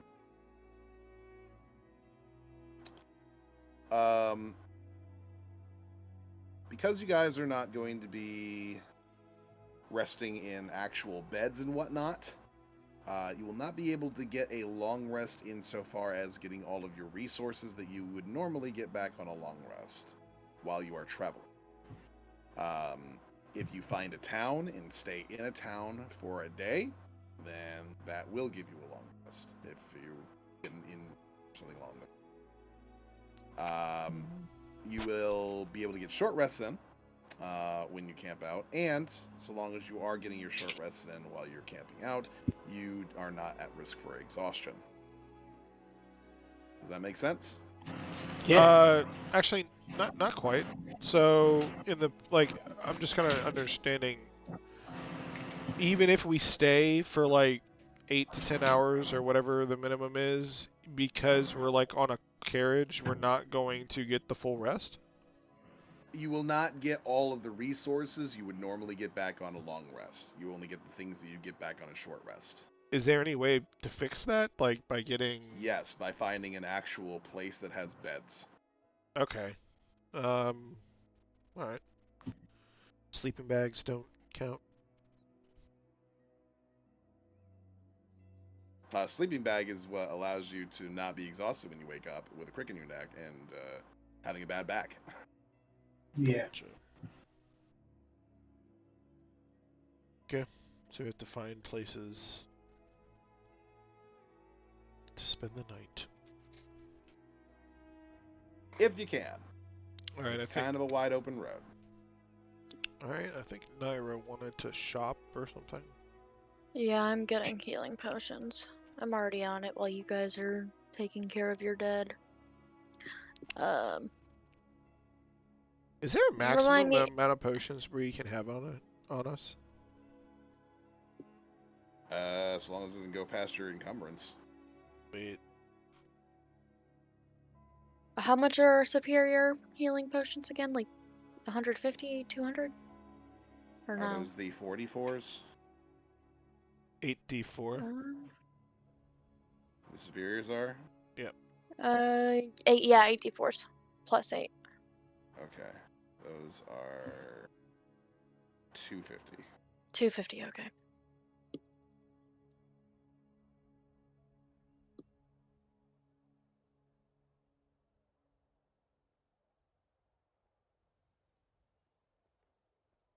Anything else we need to address before we head out? Not that I know of.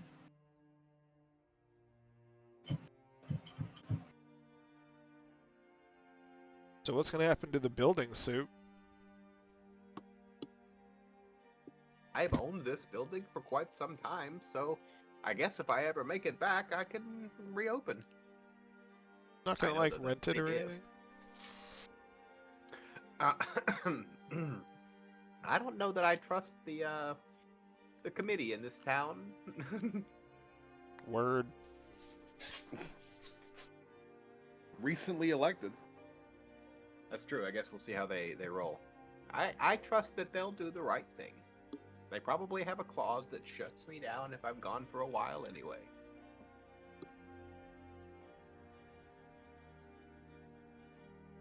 All right. I guess. If this is the very last thing that he does in Twyland, then he's given them about as long as he can. He needs to go back over to the Thormodon temple, the artificers, Yep. and reclaim the gun that he kind of let them affix some things onto. He had a couple of designs that he didn't really have time to work on because of his shop, and so he's got to go pick it up. All right. New gun, new fixings, new aesthetic. Yeah, a couple of new mechanics, and yeah, things that maybe benefit Soup. The things that Soup can do. While Is we're on Soup that able to subject- work on our weapons? Yes. Like to give us a +1 or something? Yeah. Yeah. How many days does that take? Because we have a long trip ahead of us.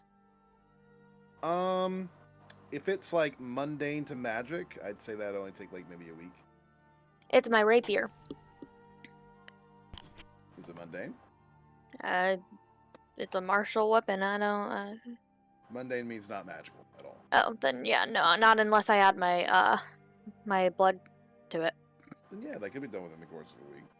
It still would cost him materials to do, but since he's the one making it, it would be half the usual cost of putting a +1 on there, so it'd be 500 instead of 1,000. But if it's mundane, I could potentially infuse it, and we could have a different conversation. So that's something you and I need to talk about. Okay. We'll talk once we get on the road. Want to start working on educating myself in history with Henrietta. Okay. Do you have books? I think we stole a bunch of We have a books from. fuck ton of books. Yeah, in one of the bags, probably the one that Neth has. There's a Just, shit like, ton of books in raided there. The counselor's like library. You're just like, yeah, we're just gonna take all this. Yeah. I want to learn about war strategy, the history of Oridon and all these places we're going to, and I want her to download this shit into me every night. All right. While you guys are out here on this here road, for your first day of travel, can someone, just one person, roll me a 1d6, please? Got you.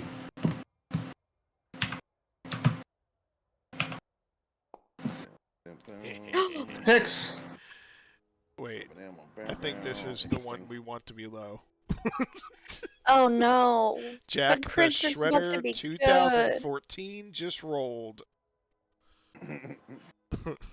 How'd you even do that? Isn't your thing Neth? Yeah, I just typed in /R1d6 and that's what popped up. So What? It's crazy. Back from I know as much as you do. Back from the dead again. It was Tick last time. 2 times. How many times do I have to kill you, Jack? Jack can't say hi anymore because Winter's dead. Oh. With her cool mystic magic hand that was Jack's. I love that. Yeah, she would just touch Jack's pinky and cast a spell, and it was Jack's hand. Rock out. This is Jack, right? Huh? Wait a minute. No, that's Gru. Oh, that's Gru. Oh. Right. I zoomed in. I see. Good old Gru.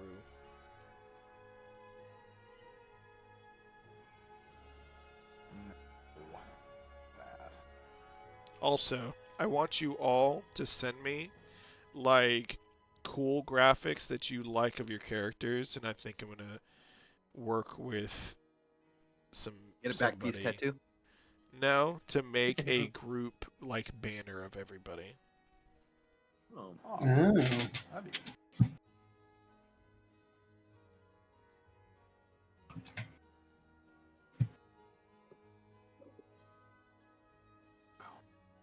I hear Madison like choking to death, so let's go check on that.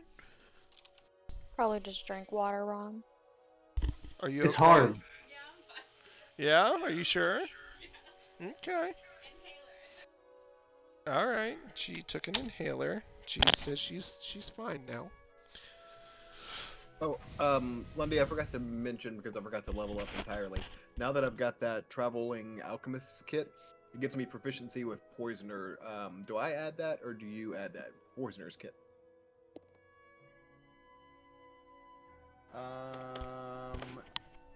I have one You if you want. can through the plutonium thing. You can put one in. I'm pretty sure it's in items.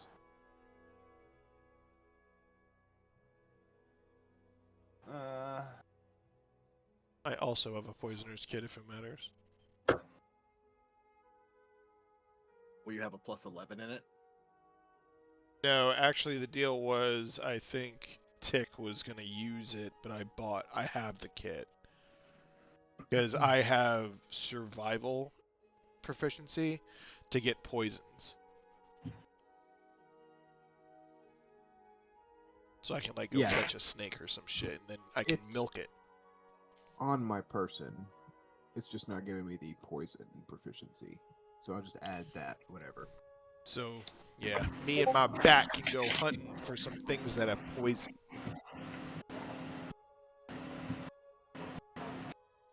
During the course of your first day of travel, something that you note not long after leaving Twyland, perhaps only about an hour into your journey, are some very obvious cart marks that come off of the main road and head off towards the south. You can see in the distance what appears to be a barn of some sort, where the tracks seem to lead towards. The barn itself looks a little off. Can I get perception checks from everybody? Oh fuck. Absolutely. I love perception Everybody- checks.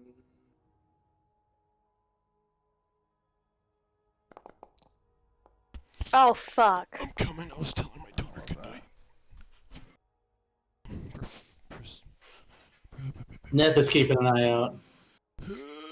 Naira's playing with Pud. Yuck. Ra's watching out. Hell yeah. Nothing gets past Ra. Ra doesn't need to blink. Ra's got those big ass bug That's not eyes. creepy. Yes. Alright. Ra, you know fire. And you know the effects of fire. Something that you're actually fairly intimately with in many ways. Yeah.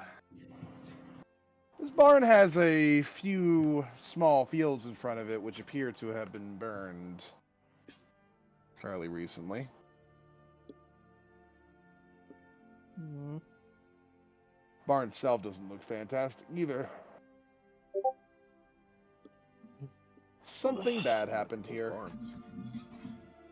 Can I determine whether it was magical fire or just fire? Arcana.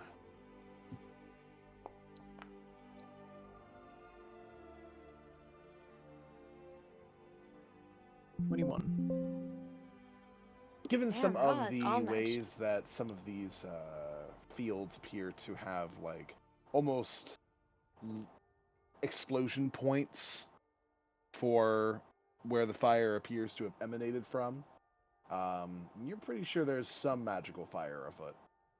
Hmm. These were not made with regrowth in mind. This was definitely some sort of fight here. Not just a normal burning. After Ross says that, fucking Naira will look up from Pud. Neth to will see be what she's talking about. Neth will be on high alert, kind of scanning to see if he can see anybody that might have been causing this fire, or Maybe even any survivors. Soup would walk up with Tra and maybe assist in any investigation that he's doing.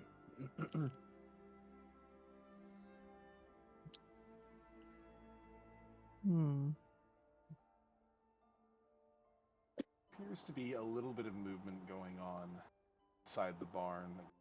Kind of be seen through one of the windows from far, but only in the form of like very vague shadows. Nothing that you can tell from too far away.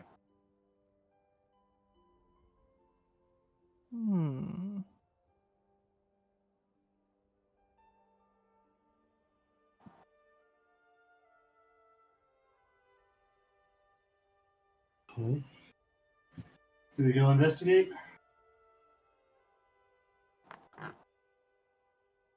We probably should.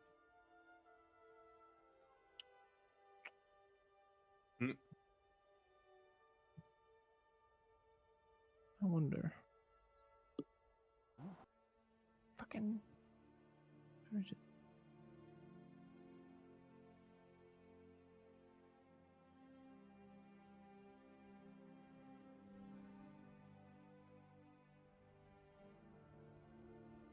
Neff will stay with the group, but stroll up if they start advancing. I'm sorry, I was putting my daughter to bed. She had a thing. What did he notice? Fire in the fields. Looks like it was purposefully cast. Okay, fire in the fields. Are we in a town Yeah. or just like a big open area? You're next to a barn. A Yeah. barn. That's a little ways off the beaten path here. It Okay. seems like a cart made its way here, and somebody seems to have intentionally set fire to its fields. I'm assuming everyone's like 30 feet away from me, right? I'd be I'm- walking toward you because you're doing something investigative, so that's what Soup would be walking toward you, and he'd be grumbling the whole time. He'd be like, "I don't understand why we're the fire department. They have a fire department." He's just Naira's not- probably gonna stay next to the cart with her hand on her rapier. So Yeah, if everyone is not nearby me, I'm gonna call everyone to get a bit closer so I can cast Pass Without Trace. So there's just a barn, because usually there's like at least like a little cottage or something near if there's a barn, right? Yep, there is a cottage a little bit further down. And does that look like it was set aflame? No, but the front door is open, Okay. just hanging open. We should probably go check to see. That sounds like a bad idea. Well, who's our stealth person? Is that me now? Well, I'm gonna cast No, Pass. it's me. I'm gonna Okay. cast Pass Without Trace, so everybody. everyone nearby me gets a +10 bonus to I dexterity. also am a stealth stealth person. I have Yeah. plus Checks. 6. Oof, Yeah, plus All right. 10. That's crazy. nice job. Yep. Mm, So we're all rolling stealth now Seems like it. with plus 10. yeah. I'm I- So stealth plus see. 10?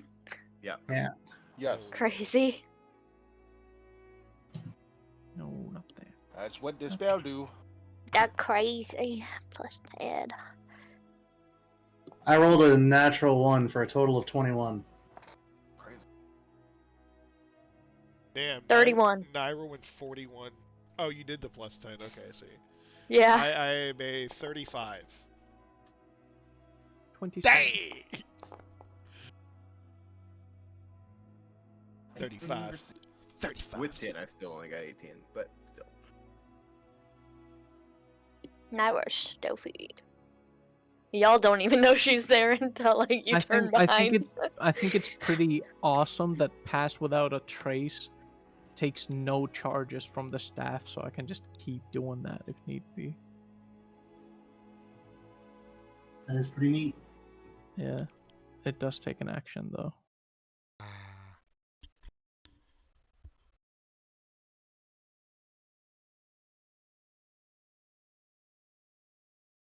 which is good because we don't have a stealth expertise user. So And nobody is just born for stealth on our team. yeah, I have a +6. I have a +7. So we're stealthy. that's nice, dear. +3. Oh, that's music. Mm. I'm playing Neff is your Neff standard is farm music. Neff is regretting his choice. Yeah, that's not regular farm music. Sounds like boss farm music. Oh no, not the boom. I love using music to just fucking get you guys. It's my favorite thing. Boss fight Fucking comes hell. The scarecrow came to life with a vengeance. Hell no, hell no. Are we stealthily walking through this front door or what? Yeah, Neff will take point. Here, I'll place you guys over.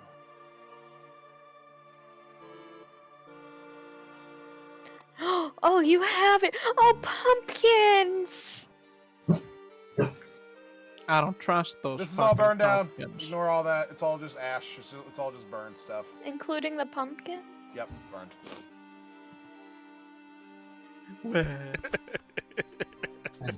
But Killer they're so vibe, cute. Lundy. They're so cute, though.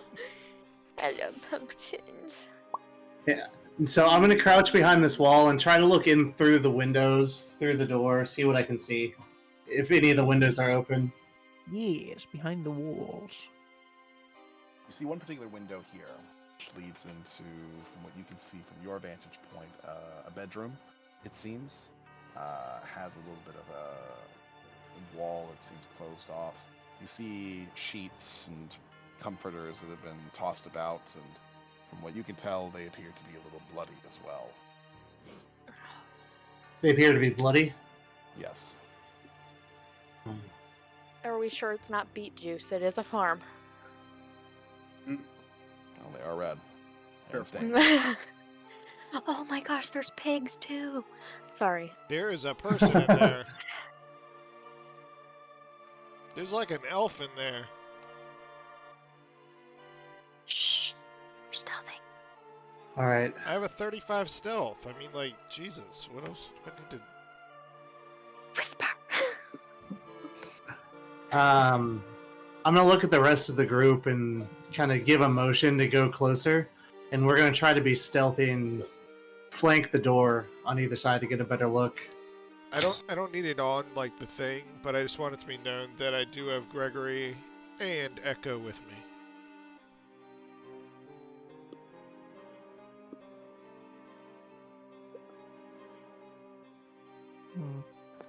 How many stories is this cottage? Just one? Yes. More cottage. And, there's no windows next to this door or on the side that we see here?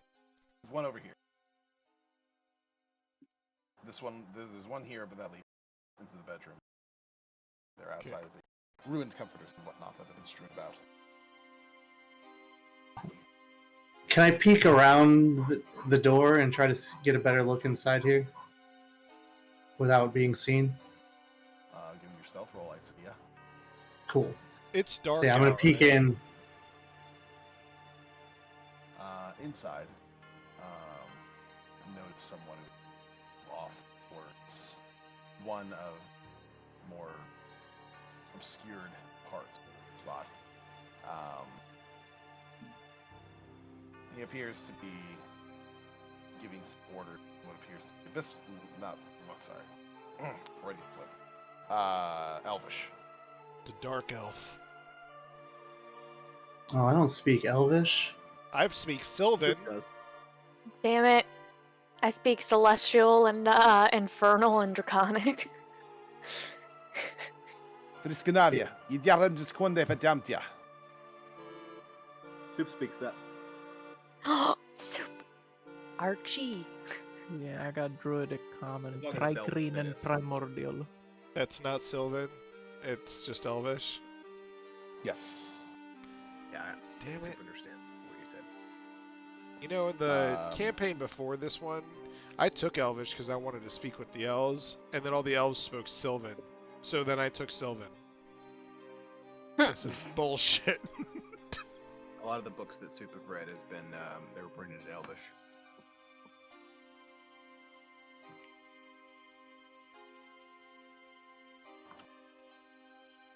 What'd he say? I don't know. I don't speak Elvish. I'm talking to Soup. This. Well, he hadn't. Ah. Hold I think it's funny because Neth is clearly an elf. Don't Yeah. you just get that? you don't. You don't. I'm a Shed Arcana, so it's kind of different. Wait. Is it racist to think you spoke Elvish? No, it's not. Probably. Just a little bit. It's like going up to an Asian man and being just being like, Ni hao. Ni hao ma, and they're just like, yeah, man, I don't speak that shit. It's like, fuck. And you can't ask him what kind of elf you are, because that's like, hey, what kind of knees are you? And that's kind of at all. Anyway, Soup interprets it, and he, while you're talking to Neth and trying to get it out of him, Soup says, he said, it seems like it's missing something, but it's got all the body it needs at least. They're looking for something. By all the body it needs, I'm assuming you're not talking about a soup. I guess you could ask him.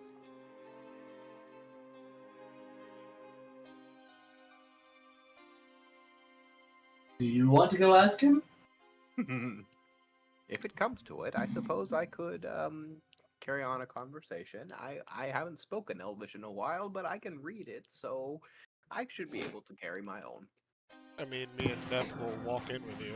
I don't know if that's a good idea, but What do you mean, Kinda me fine, and dude. what do you mean, you and me? What do you mean? Yeah, of course we would. What do you mean? did Soup recognize if they said that in like a? Is it like a ominous manner, or was it like a matter of fact manner? I guess he's trying to figure out if these are like the murderers or police. Person seems angry. Say that. You want to roll insight, you might be able to garner more. Okay, I will do that. I'm not gonna do that very well, but I'm gonna put guidance on that actually, and see if I can do that a little bit better.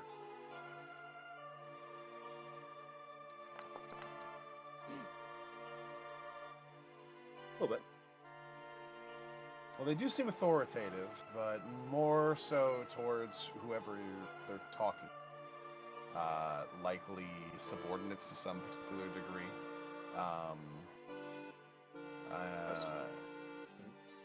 Yeah. Soup relays that he says they seem angry and not officials. To those of you who are at the door kind of spying on him, you see him like turn as he starts heading towards another one of the doors inside. And Soup, you hear him speaking, everyone else kind of just hears the same usual Elvish of "Adnitikuna yasta fakadinta." Oh, God, they're talking about use. They said, let's see how it reacts to a human child. I don't think they're friendly at all. He said that in kind of a hushed manner because inside, and you can hear the sound of a young girl screaming. Oh. We gotta Let's go see in. how I think it we need to get in there. reacts. Let's No. go. Yeah. So at the sound of the screaming, Neth is gonna go in. Okay, everyone completely stop where you are. Holy fuck, what is that? Oh shit! I don't like the way you said, "Oh shit." Yeah, what? You gotta come in and see this thing. yo, Oh, you probably shouldn't actually. you what I the still No, fuck you is gotta Stop where you are, goddammit! still I did. can't see it. Well, Neth. Okay, let me be clear. Neth would not go in alone. We would literally all go in at the same time. I feel like Oh, Neth Neth didn't- charged in. Yeah, no, Neth Naira didn't say charged in. anything. Yeah, he Naira just charged in right went. after.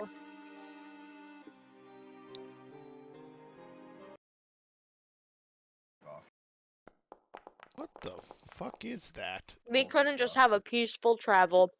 Oh, these are cultists. We couldn't just call the fire We department. found cultists in the middle of fucking nowhere in a barn. Oh hell yeah, I'm fast as fuck.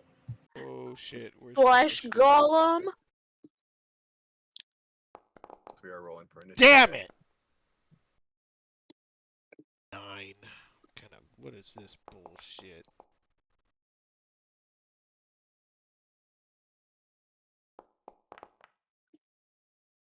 Am I going last? No. No, the flesh golem is. Who's I going last need- from us? I want to tank him.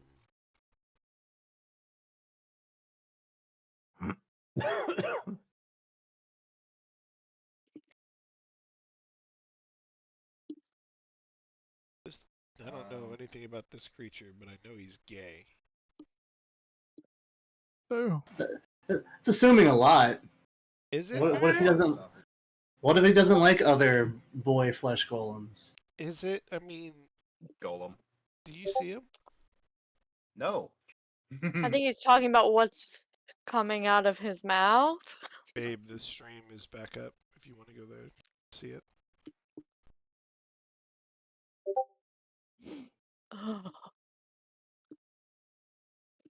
It's like giving like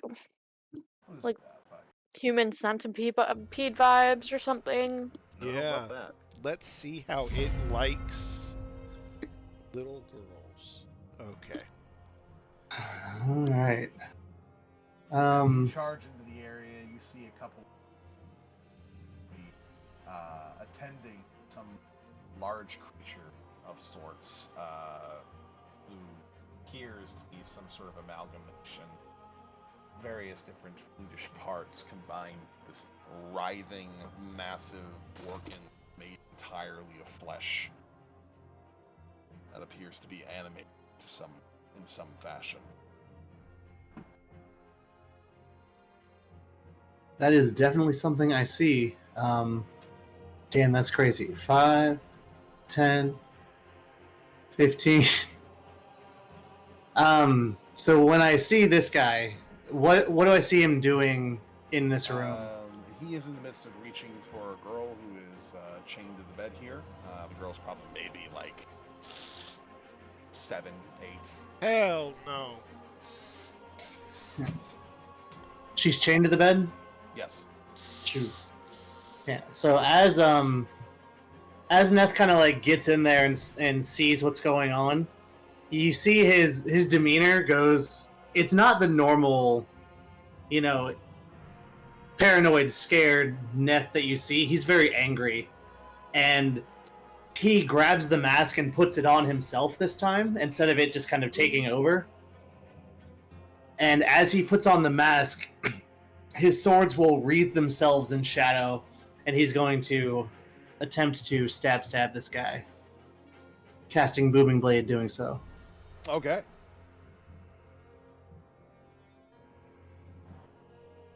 Adamantine weapons, like auto crit, like on, say, chains, right?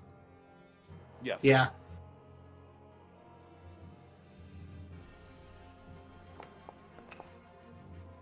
Uh, 17?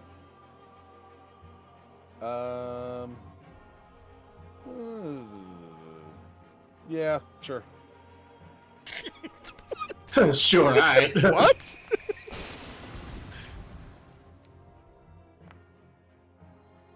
It's gonna be 7 damage total.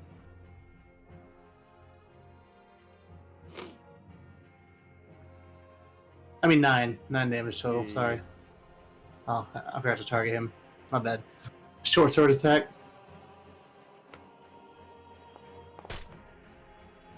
will 11 miss. probably doesn't do. Yeah.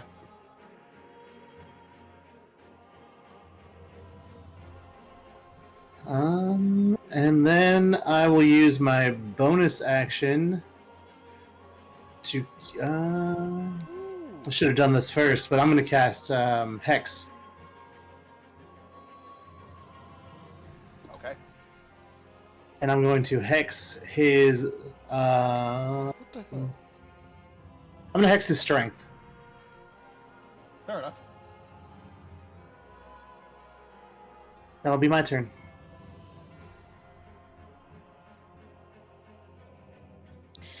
Okay, for my turn, I'm going to start by. I want to be 30 feet away from this guy. Oh, it's not my So. turn. I see. All right. So, as a bonus action, I can do a blood curse on him. And to amplify it, I can take 1d6 of necrotic damage. Okay. So I will be doing that, and once this is amplified, it lasts for a minute. The cursed creature can create a Constitution saving throw at the end of each of its turn, ending the curse on itself on a success. And since I am specialized in the whatever kind of, I don't remember whether it has blood or not, it can work on him. So I will be casting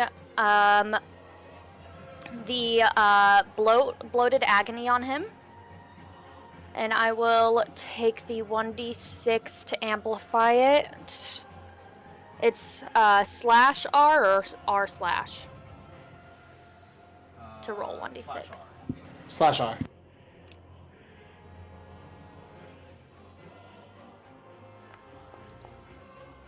I'll take 6 points of damage to cast it amplified.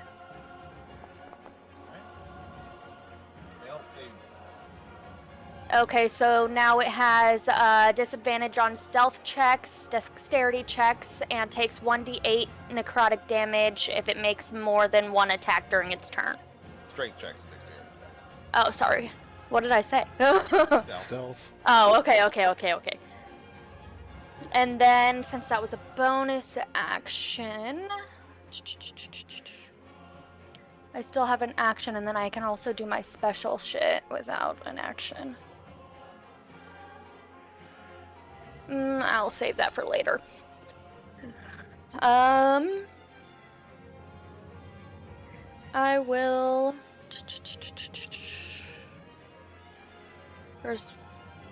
And how far away is the guy in there? Because I already used up 10 feet of my movement. I can't even see in there, so. That's 10. I get 10 more. Neth, I'm gonna stand right beside you. And then I'm gonna hit this guy. 1. Or try to hit this guy. 17 hit? Yeah. Okay, damage. Crit? Not a crit, but max damage. Well, max damage, and then because I can take 2 attacks, I'll do it again. Okay. 23. Yeah, I'll hit. Do it again. That one's only a 9. And that's my turn. I'll move off of Neth, though, so we can see him, if that helps. Yeah. Okay. To our first fanatical man.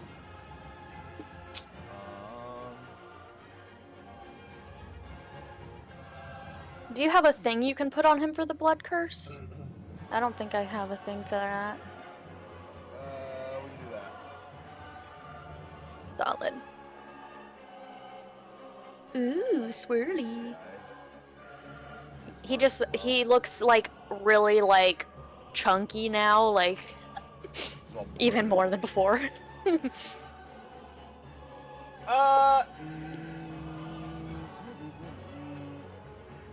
Neff. He's got cankles. Wisdom saving.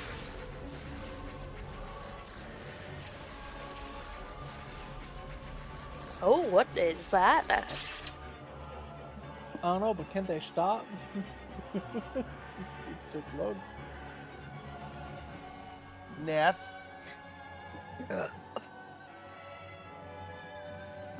I hope you're wise, sir.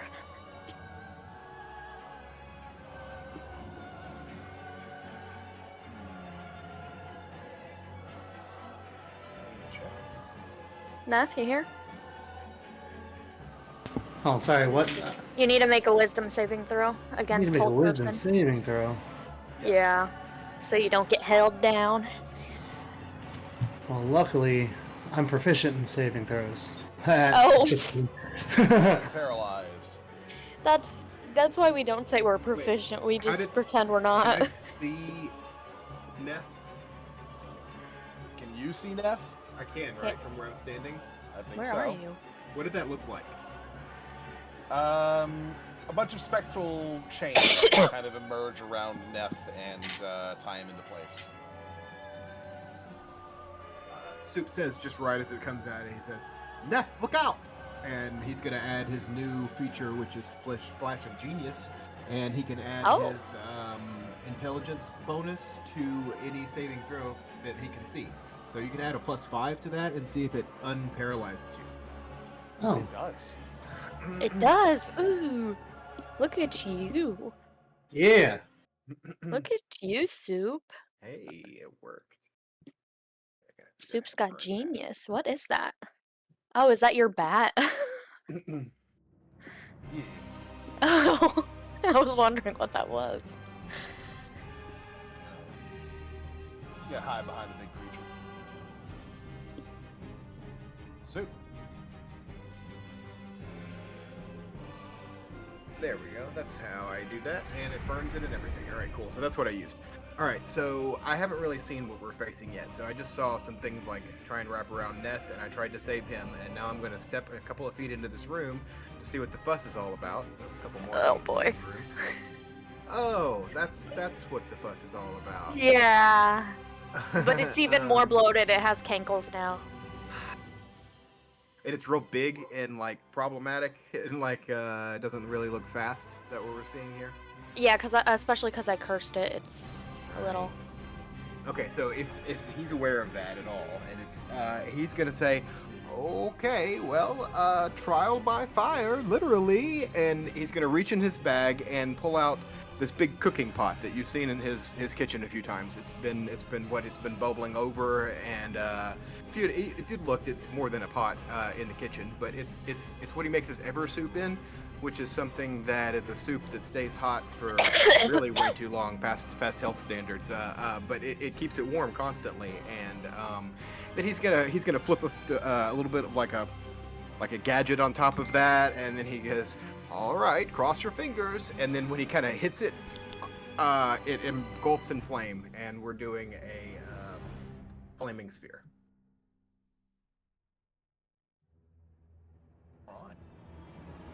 And it drops in front of him, but then I can move it 30 feet, so I'm going to drop it right, like, can I move it through behind them to get to, like, right there? Is that possible?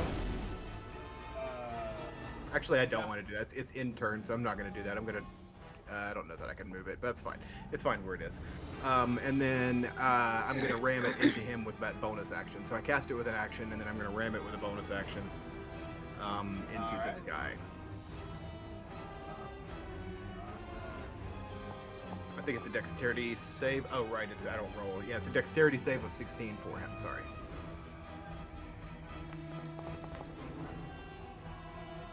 Yeah, fail that.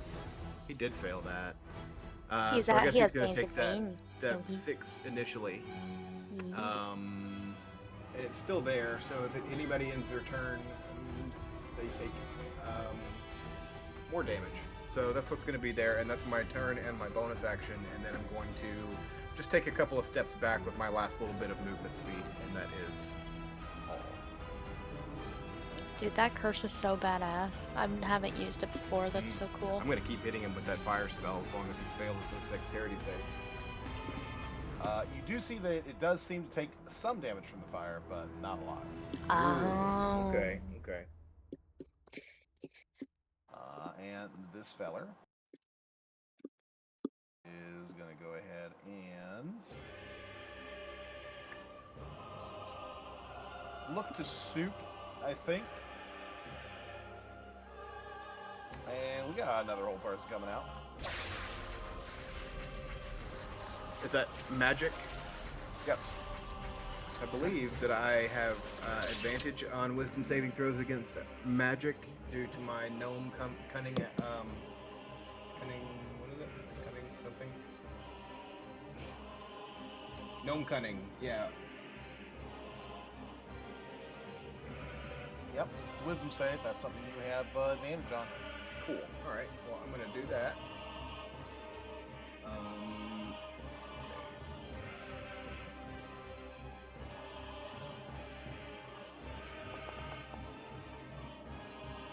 Yes. And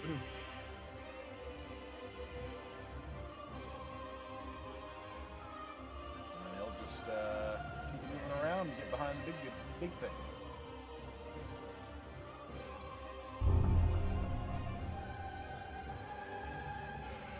Ta-da! Yes. Let's see.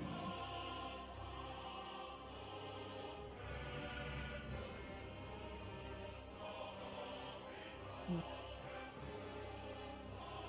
over here, I can see them fuckers. Is this guy downstairs or upstairs? Upstairs.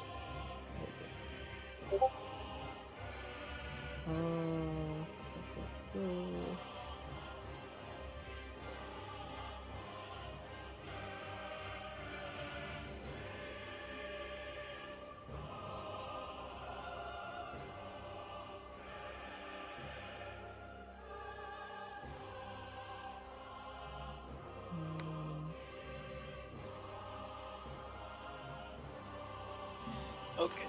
Okay. I'm gonna.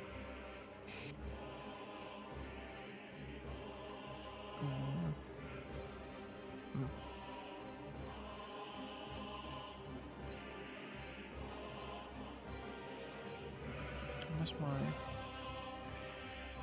Yeah, no, it's not. Yeah, I'm just gonna summon my little creature. There it is. There it is. And I am going to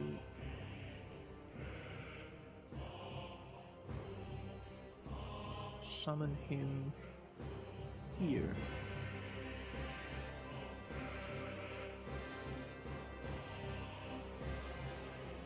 You should be able to drag and drop them. Oh, really? Okay.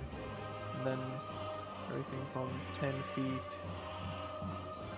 takes a dexterity saving throw. Okay, can you move it out of the way? Move to Teleport teleport again. away. What? I'm teleporting it, right? Oh no, that's just me summoning it. Oh, okay. They all fail. That's 9 fire damage.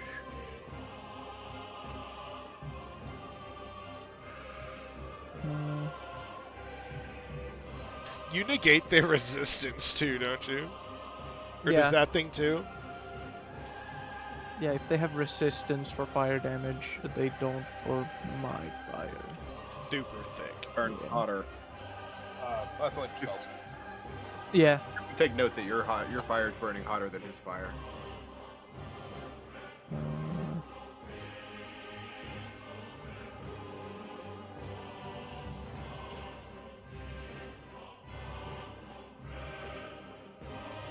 Okay, and then where is it?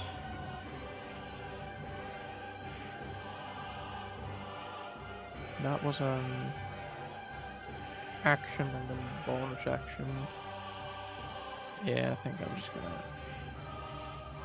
summon it, or like, sorry, not summon it, but why is it on half health, by the way? The health bar That's what it looks. was last time. Yeah, Also, but for it some reason it has 60 HP. I don't know why. 60 HP. What the hell? I believe that is double what it's supposed to have. Yeah, I believe it's 30 that it's supposed to have.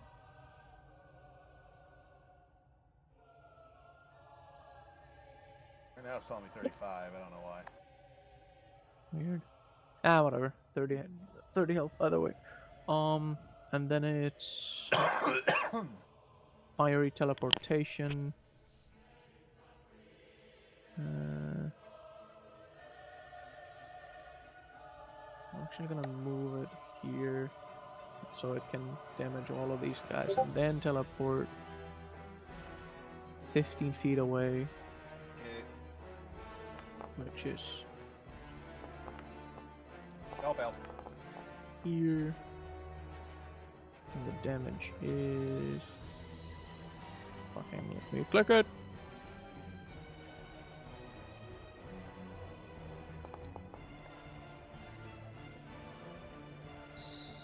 6 fire damage. Ew. And that is my turn. Okay. Mr. Rye of the Cove. Okay. I just want to first kind of like look around in this room. Do we want to keep anybody alive, or are we killing everything? The child alive. Obviously, the child alive. Do we want to? I guess y'all can take care of that initiate. I'll go kill this shit.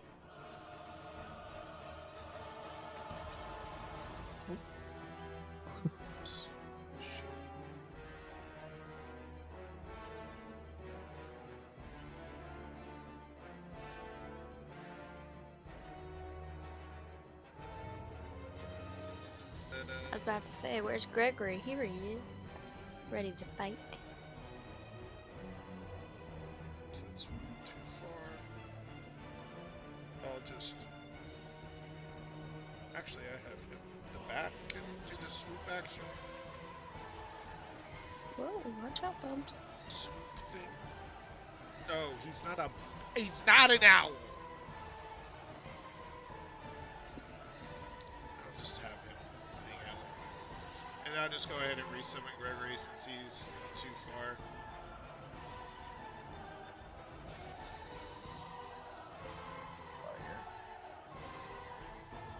Alright, and then I'll start wailing on this guy who I'm sure has some fucking thing that's gonna just hurt me. Also, quick question. How do I... Do you just want me to write from my Ring of Spell storing, like, what charges it is? Or, like, how do you want me to do this? Yeah, you should probably keep track of how many spells are charged in it. Should I just type into, like, the title of it or something? Yeah. Okay, so...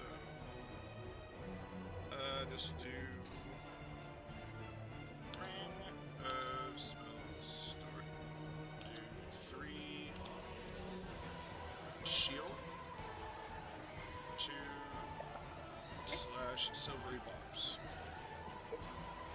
I'll just change the title. Okay.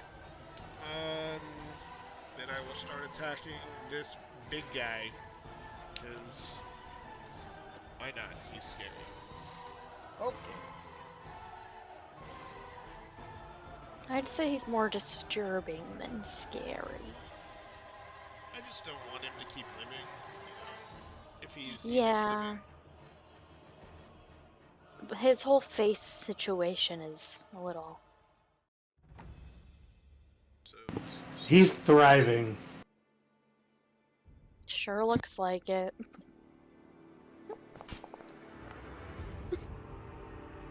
Yep.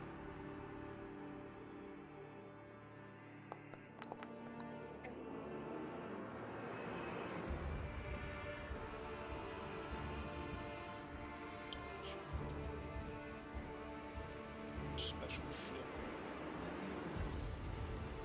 Sure not. Okay.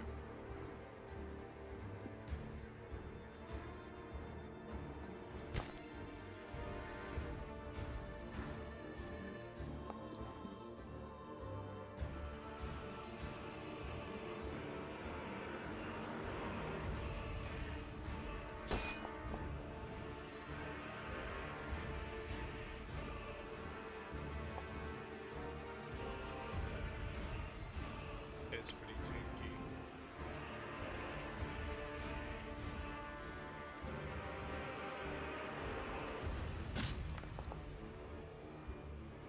Nothing's like happening. He's just taking this damage. He's just taking the damage.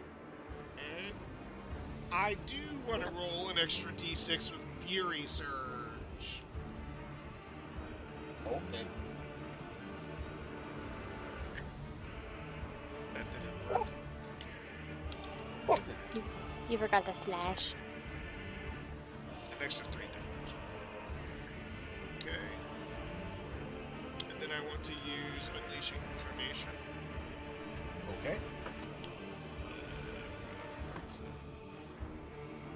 Features. Usability. Katana. Attack. Advantage. This dude is barely damaged still, guys. I just want to throw that out there. Barely injured. Barely injured. Alright, then I'm going to go ahead and Action Surge, because Jesus Christ, he is tanky. Okay. 2 attacks from the Red Queen, and 2 attacks from Claws, and then another attack from the Red Queen with an Unleashing Carnation. You can just roll all 5 of those attacks. It's fine. Okay.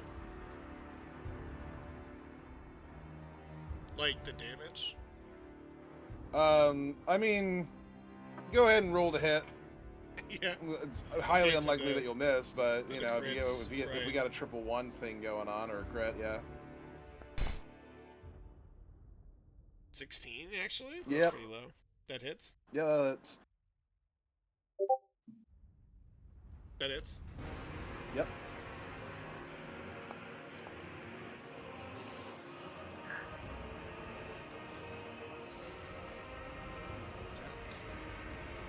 You got it down to injured. Hell Bits yeah. and pieces of it are starting to come apart. Damn, dude. I rolled another 16. What the fuck?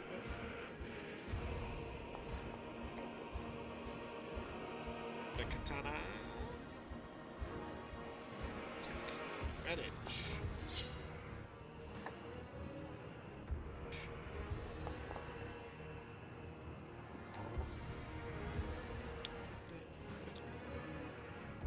So, once per short rest. Okay, once per short rest. Attack. Advantage. Oh, come on. Not one. Crit. Then Unleash Incarnation. See what happens. Ability. Katana. Ah, there it is. And then Thomas. 8. Add an extra 8 onto that.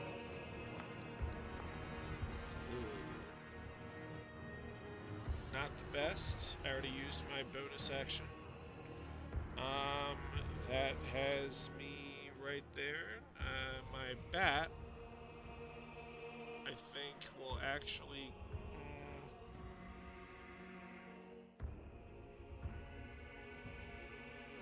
So I'm gonna put him over here. And that's it. Okay. Actually, is Gregory able to move? Oh wait. No, these stairs. Yeah, they go into the cellar. So is Greggy like flying? No, he's just standing on top of the stairs. Okay. All right, then I'm good. This fella is going to be looking to all of you. And he's going to scream something in Elvish. Oh, fuck.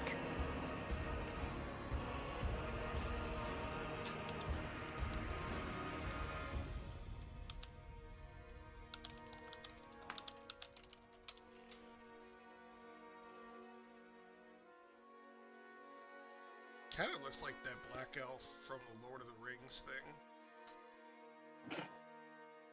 Or from the Witcher, the TV show.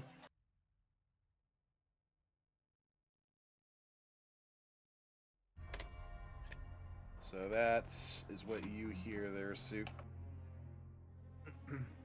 Oh no. Oh, which one said that? The elf from inside the room with Neff With Neff. and Naira. You know what? That's actually what I meant, Isaac. And he's gonna cast a spell.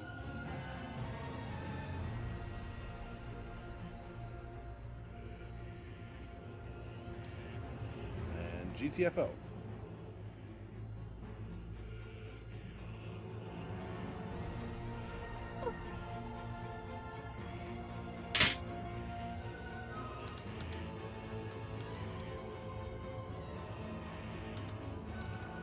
I'll take him out of the fight. And bring us over to the golem. Golem gives off a little bit of a roar, which echoes outwards from its face that appears to be entirely connected to this massive, writhing tube of flesh that goes through its body. It appears to writhe rather angrily in response to its roar. As it attempts to bring its big old meaty fists down on top of Lord Rika. Miss. An 18 with this. Oh, 26 with it. Even with a shield, that'll hit. Well, I also have silvery barbs. Actually, Okay. no, I don't want to do that because I don't know how many fucking things. Okay. 20 damage. Is that what I'm saying? Yep. That's neat. Not too bad, not too bad. Neff, you don't know what that guy said, but you can tell that he's about 500 feet away from you. Right.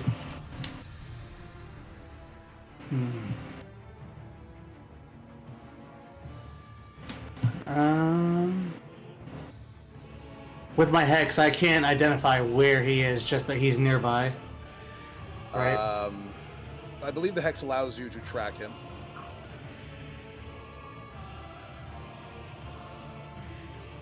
If I remember the wording on hex correctly.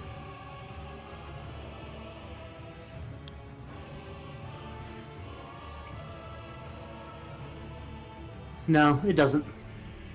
Oh, all right.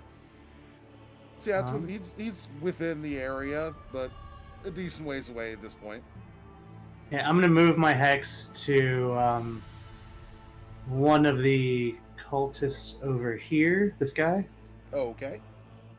Oh, I forgot to have the flesh golem do a Constitution save for its curse.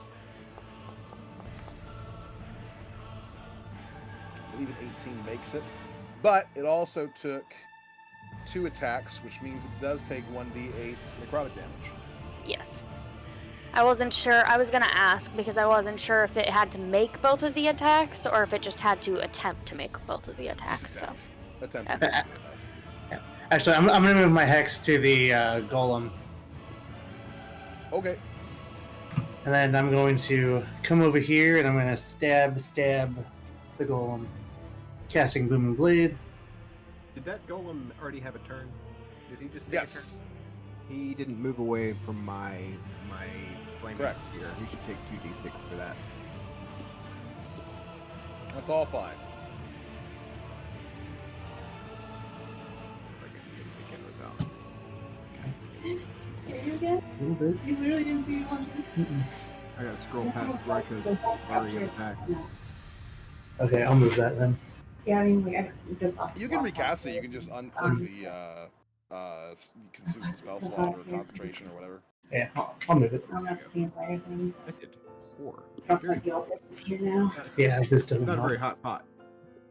Not a very hot pot. Alright. All right, Neff. You're boom blaming. 25 to hit. Yeah. I'm gonna do. And my hex does. How much damage does hex do? Is it a d6? It is a d6. Oh no. Yeah, it's.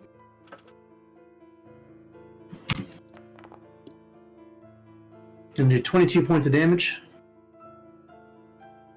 Unless he counts as an object. No, he does not. Yeah, flesh golem. I could try. Someone could make the argument for it, but nah. Cool. Let's see. So that is thunder. You're not hitting a woman, Neth. Damn. Oh, that's right. It's not magic. Yeah, my adamantine longsword is not well because I enchanted it, so it is magic.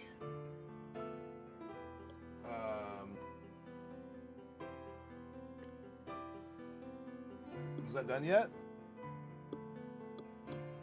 Oh, I sent you a message saying that I was going to spend the money on it, but if not, Okay, then I mean, it's just that it hasn't been edited, so. oh yeah, I haven't put in all the text yet. I'm just reading it off the side. F.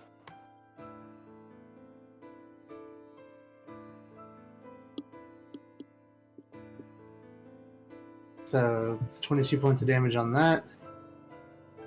Correct, and that is going to trigger its first berserk action. Oh, okay. Well then, ignore that 19 to hit.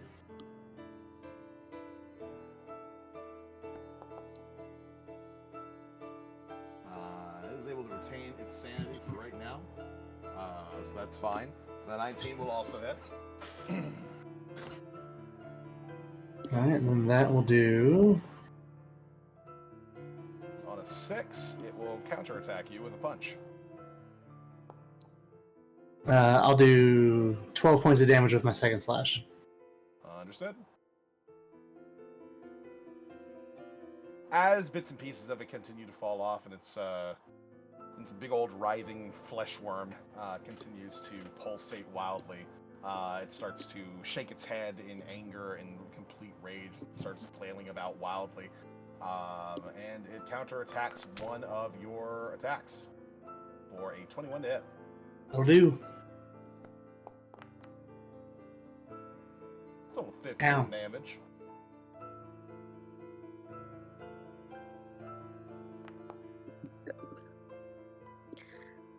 Is there anything I can do to get this little girl out of the chains, or would I need a lockpick situation for that?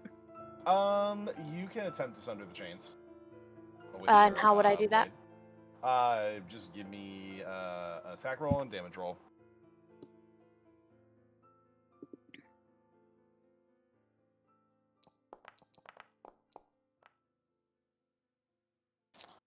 Is that good, or? Just give me 1 second. Yeah.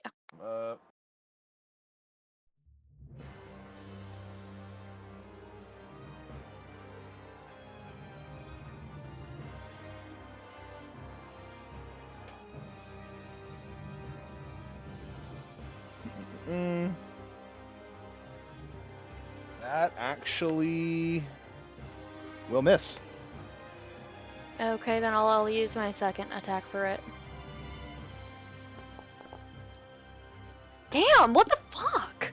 What are You these are having a chains rough made time. out of? You're having a rough time. They are highly armored. Not a lot of HP, but they are highly armored. Would I assume that, Soup would have something that could get these off? You might assume that.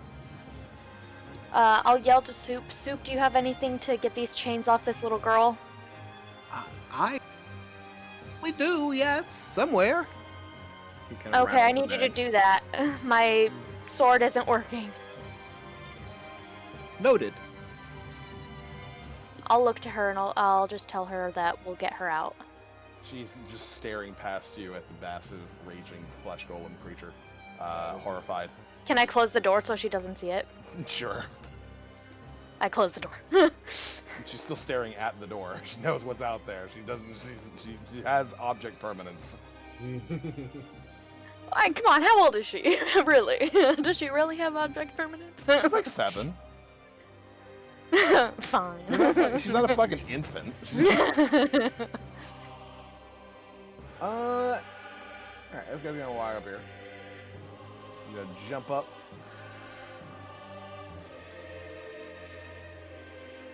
Come over here. He's going to flank with the golem. And attempt something nasty.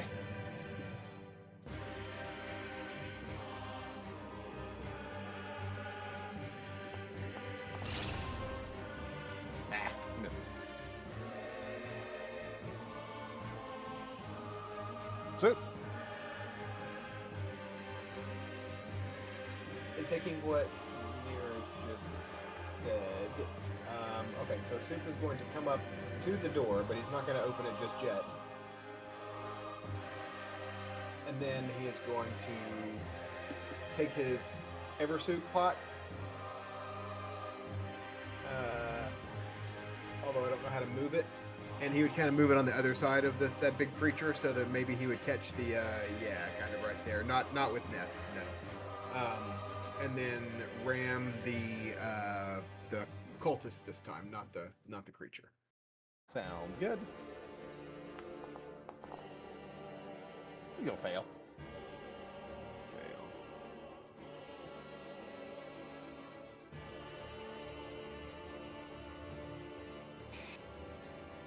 It's coming. It's coming. Hot pot rams a cultist.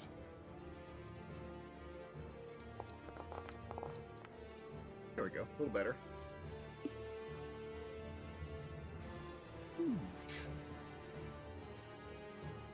And then that was my bonus action. And so with my action, I am going to attempt to use my sonic screwdriver to see if I can undo these chains. Probably I'm gonna a- just let the little girl know this is my friend Soup. He's gonna try and help you, okay? She is like shuddering and just going, okay, okay. He's gonna go to work on the chains to try and figure out exactly what the problem is, and he's gonna say, "Oh, I'm not the interesting one. Pud here. Pud's gonna take care of you." And Pud kinda Oh, rolls yeah.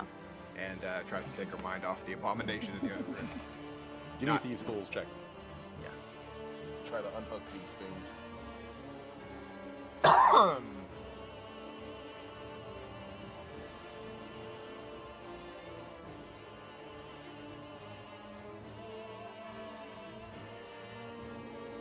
Well, it's my all-purpose tool. I don't know if it gives me. It should give me thieves' tools because my alchemists come with thieves' tools. I hope But I Pud's don't. I've got Tinker's making tools. her feel a little better. As far as my inventory goes, I've got Tinker's tools, alchemists, and cook's utensils, and my transforming tool. Yeah, I might have to use an action to transform it into a lockpick supplies to be able to use it actually.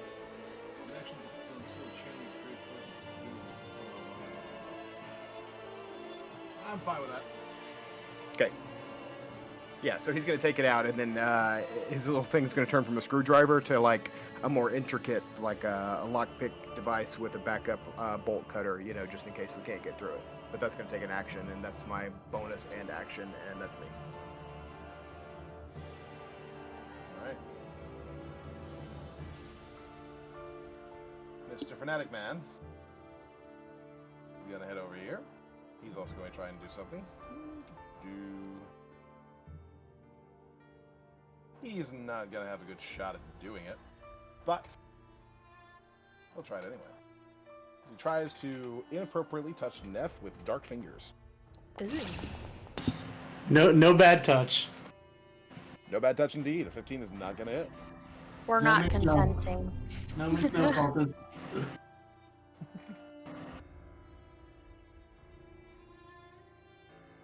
All right, Chira.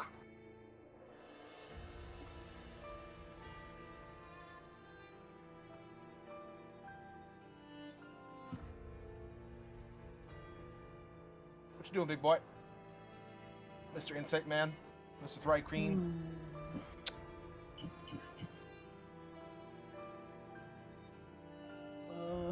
Guess we're just gonna have to blast the fucker.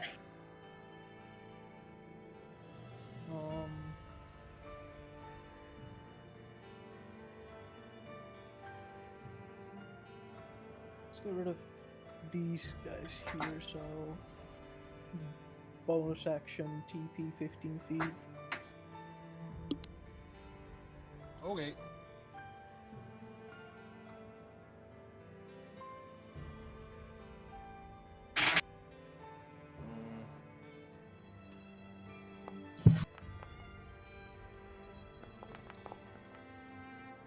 Both succeed. Alright. In that case, I'm gonna cast Firebolt at this guy. Okay.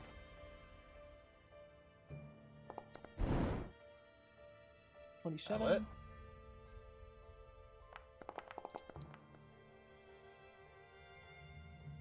$13 damage will be enough to consume him in fire as he goes down. 13.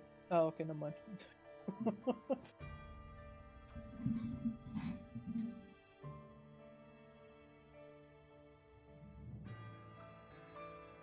Engulfed, and that is I.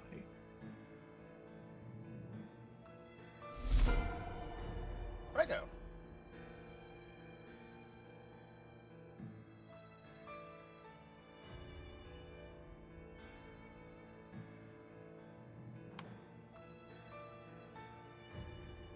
Right to the cool. We can't hear you if you're talking, by the way. Sorry. I'm going to continue murdering him.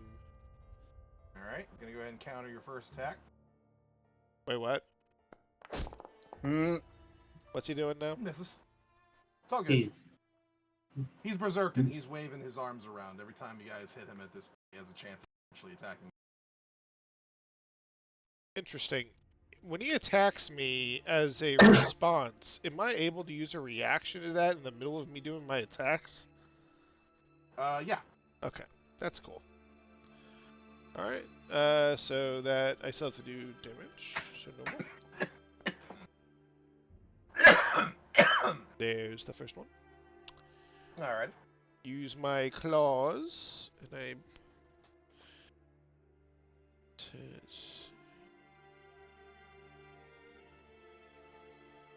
Attack.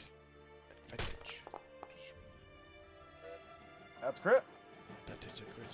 That is a crit. He's gonna crit you back. He hit me for a 28. Yep. That's cool. Alright. I guess Ryko's about to get walloped.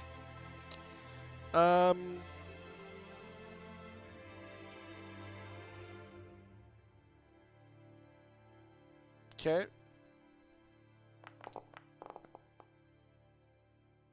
That's fine. 37 damage. Oh. Okay. I am going to then Run. no. Fair. Okay. I'm going to You can still do your damage, by the way, with your claws. Critted. right. Yeah.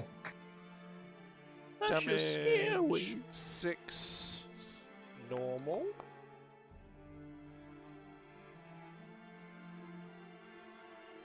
Okay. I am going to then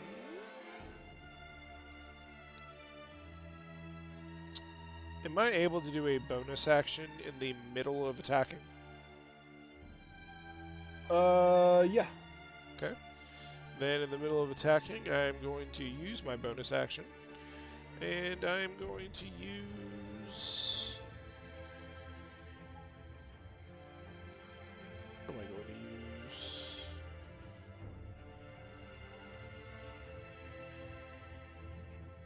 Superior.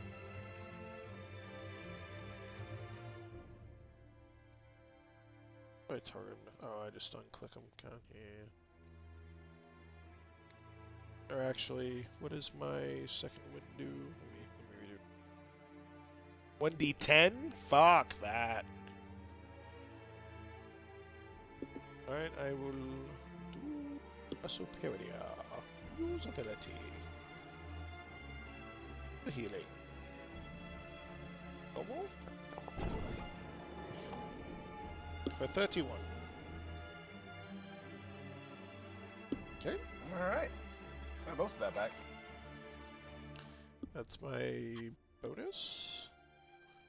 Alright, then I will continue attacking this guy. Alrighty. Katana, attack, advantage. That'll hit. He does not hit you back. Damage. Normal. Good. Use Claw of Hidden Fury. Attack. Wait, what? Don't worry about it. Okay. Okay. That'll hit. Normal. And then I will use my last Incarn. Alrighty. Use ability.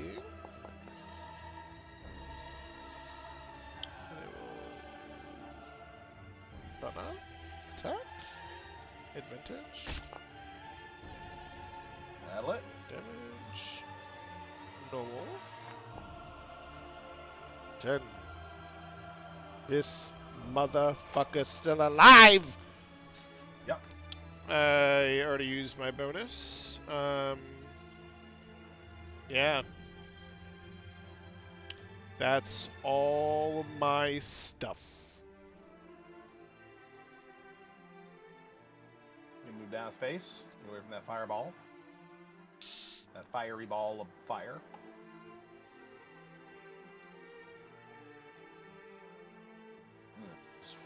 Flanking Ryko. I 23 to hit. will now use shield. Alright. Shield. 24 will also miss. Cast. Yes. Alright, Neff. You got a cultist behind you and a big bleedy fiendish flesh golem in front of you. All right, I'm going to attempt to stab the big bleedy flesh golem.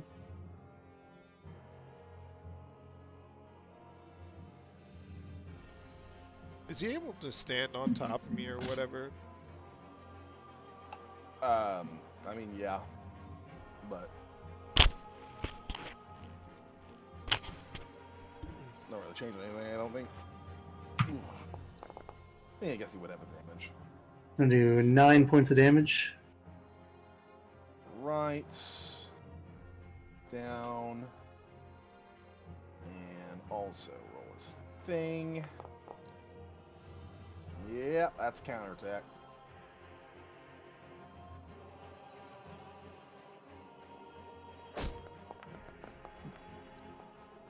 That's a hurt. For 17. Ow. I have a quick question. Yes. These guys moved away from this spot, right? One of them moved away from that spot specifically, yeah. Ah, damn it. Okay. All right, I lose my hex concentration.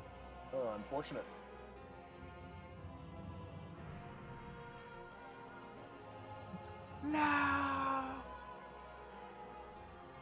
I'm going to stab him again with my short sword. This time use Booming Blade.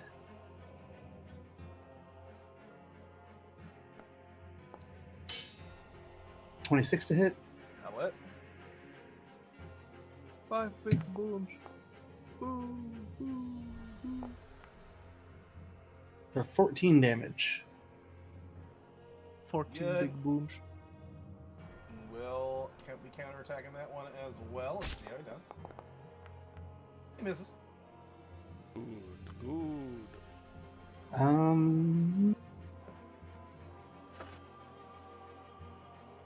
And that'll be it.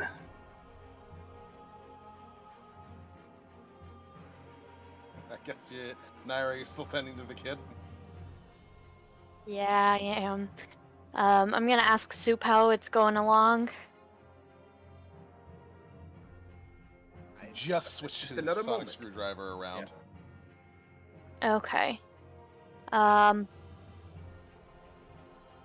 gonna ask her if she wants me to stay here with her. I don't know. Makes me so sad. Okay, I'm gonna go out there really quick.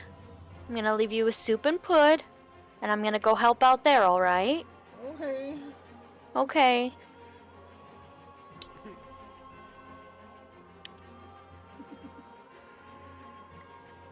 Okay. Murder him. Oh, sorry, I didn't mean to click it twice. I didn't think it worked the first time. Yeah, this guy hasn't even successfully done it. Damn. Haven't you heard? Dude, you have horrible rolls. What? You Oh, have no. advantage. Oh, I yeah. On do. both of those. Okay, well, the first hit doesn't hit. So let's try the second one. A little There we better. go. I'll let. That's For sure. that's good.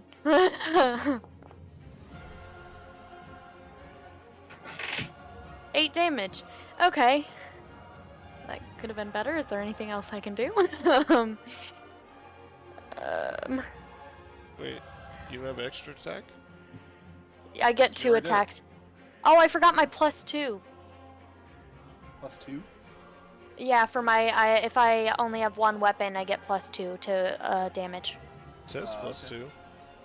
Is that or is that something different? Because I've had to manually add it the last few times I've played. Let's see. Your dex is. So yeah, that's in there. Okay. I had to manually add it the last few times, so. I must have am- deleted it between that now. Okay, perfect. That's one less thing I have to think about. Okay.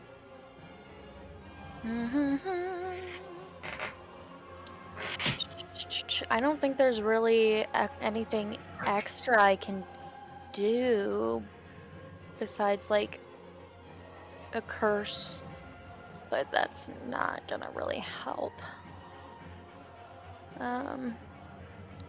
So I'm just gonna sit here and yeah. Do you have a potion? Yeah. Okay. What kind of potion? I don't know, just looking at Neth.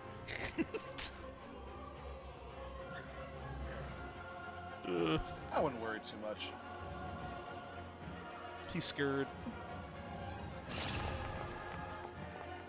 Alright, that's crit on inflict wounds. That's fun. What kind of damage is that?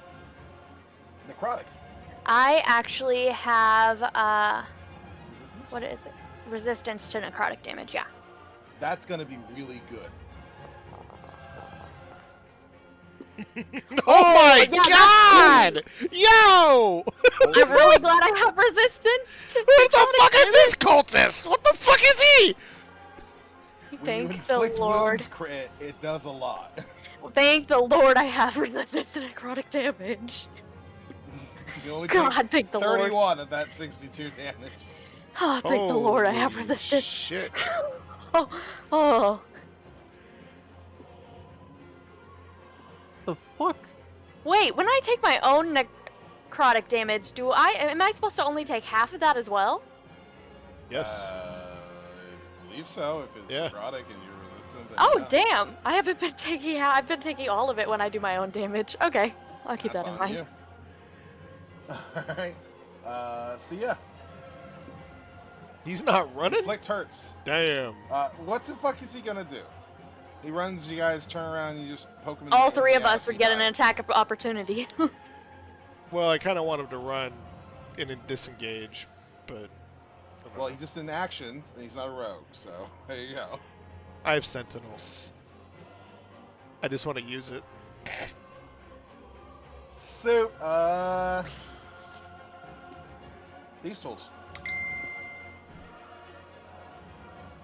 They don't have those. Can I use Tinker's tools, I guess, to... Or do you want to put that on there real quick? Well, you switch your tools over to these tools, yeah. So you know you're proficient in them. And...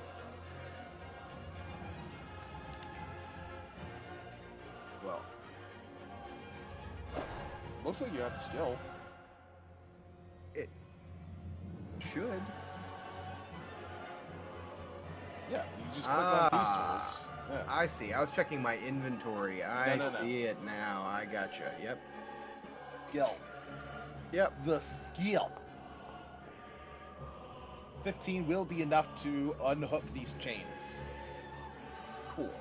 And Okay. she immediately clings on to you, very tightly.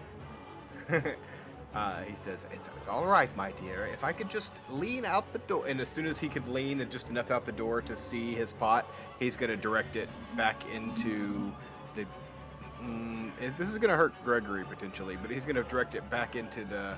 No, it's just going to hit him. He's going to slam it into the backside of this creature.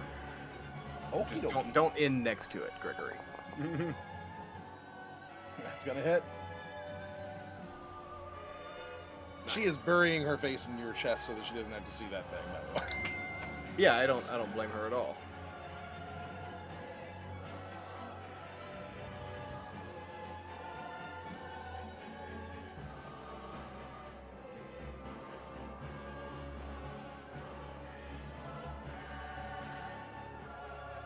Was it supposed to move? The ball? No, I'm trying to not cast.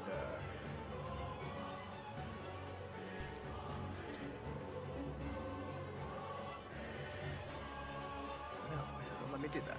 I just want the damage. I just want the damage.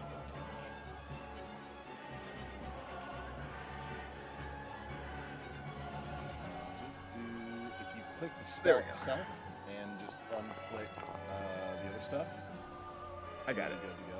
I didn't realize that I could actually unclick these resources because it was telling me I couldn't concentrate on something at twice. This I was is just gonna trying to use explode and kill us. it. It can.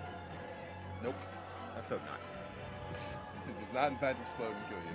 Some- Instead, the big old worm of flesh that seems to make its way throughout this entire body just burns out and turns to ash as the husk of a creature falls over. I'm just gonna use Pud to draw her attention away from that whole thing, and I'm gonna tell Pud to close the door. That's what I'm gonna do, so she doesn't have to keep Okay. saying that. And that's He me. does so with acrobatic skill to impress her, and It's like Patch Adams. yeah. One more. One more neuter.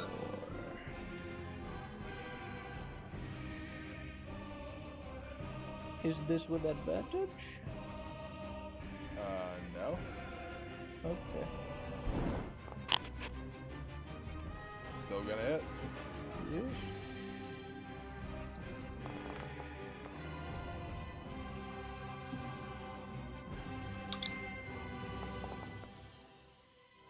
$17 damage. Alright. The firebolt hits him, and as it lights him on fire and his skin begins to burn from his face, he speaks in Elvish, a singular phrase, which can be muffledly heard through the door.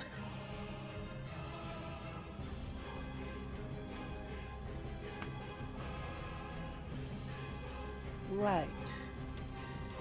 And he dies.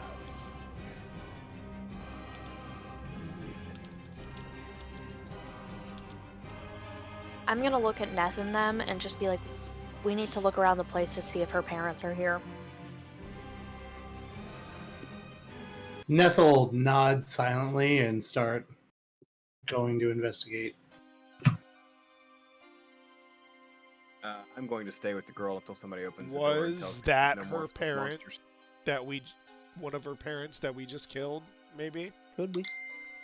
Like they turned her parent into that thing? Well, I have some translations to do as soon as we're not in the middle of a fight, so we can talk about it if you just come in. Question. So is that thing's body still here, or is it all ash?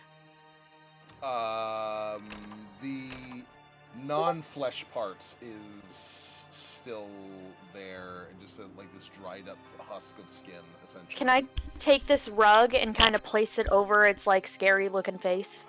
Sure. Okay, I'm gonna do that, and then I'm gonna open the door. Okay. You can see her like shaking in Soup's arms, her head still buried in his chest. It's okay, sweetie. Is this your house? Yeah. Okay. What's your name? Valerie? That's a very pretty name. Thank you.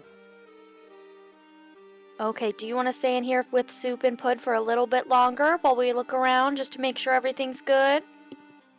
She just nods very quickly. Okay, I'm gonna close this door. Soup catches your attention before he leaves, and Yeah. he says, the elf that was in here that teleported out. He said, Yes. if you drop a monster onto my kind and slaughter my people, I'll do the same to you. Choke on it, you bastards, and then teleport it out of here. I think that might have been. I don't know why he would have left his person, but I think that might have been someone who owned this house, or there were two factions here at the very least. When the last husk died, it crawled out for a Volthrirer or Volthrirer, one of the two. I don't know pronunciations. Elvish is a tough language. But he whispers all this kind of underneath, so at least he shares, what the translations were. And then he's gonna go right back to Hood entertaining. As he's Pud's trying to do 3-card Monty. He's not super good with kids. Okay, would I understand what that kind of like meant?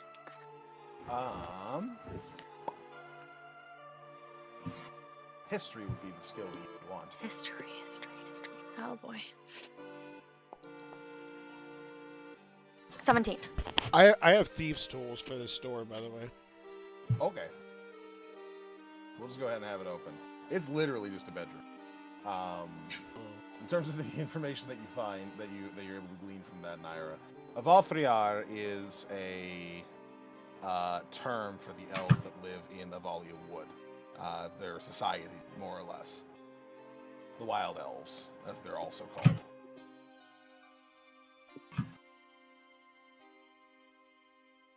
Avalia Wood itself, of course, being the nearest forest where you guys are at the moment. It's the one that neighbors Twyland. I need to check.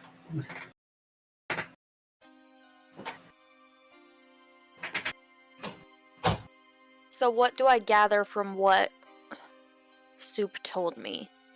Well, it appears that these elves seem to come from Avalia, and one of them accused you guys of dropping a beast in their midst that killed their people. So that elf thinks that we dropped Adon into Avalia Woods. Yeah. So he thinks it's our fault?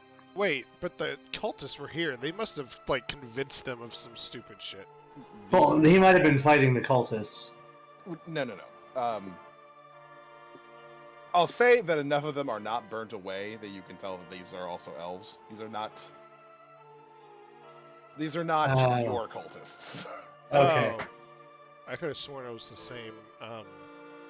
It is the same image. I didn't come up with an individual image because this is a random encounter and I had to build everything. Okay? Right. Shut the fuck up! Yeah, these are not the cultists you were looking for. Okay, so could we check the cellar to see if her parents are maybe tied up down there, or do we think the monster was her parents? An Arcana check. Probably be good. Okay. I'm not a wizard. I'm proficient in Arcana, apparently not. Why does that always happen to me? I suck in Arcana, and I am a wizard. I'm Okay. proficient in Arcana. You want to take a shot? Because I'm also proficient and I did shit. I got a 17. Would Nev, it Henrietta? seems.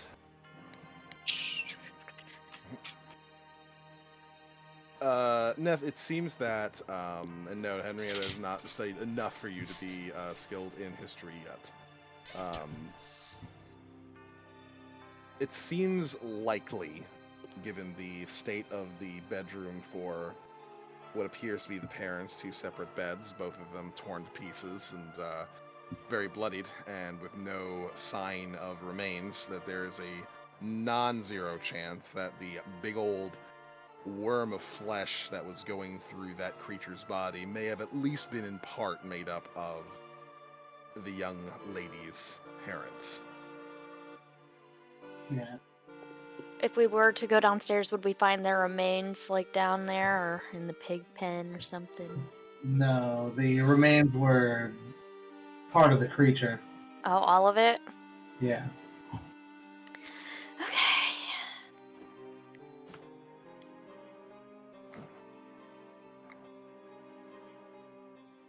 You might not want to tell that to a 7-year-old child. No. You're just going in. So I got good news and I got bad news. Is this your room, sweetie? She nods very slowly. Can I look to see if there's any, like, important stuff I can pack up for her? I give Soup a knowing look. Well, she does have her clothes that are underneath the bed. Several sets of them. Around her, kind of decorating the room a little bit, are some drawings that she appears to have made of various different farm animals. Nothing particularly artsy, but what you would expect from a child, as well as some stick figure drawings, which could hold some significance to her. Okay, can I pack up all of that and then, could I... Fuck. There's no way to, like, know if she has any family around here, huh? We could ask. Do you have any aunts or uncles or anything that live around here, sweetie? She nods slightly. Do you know where they live?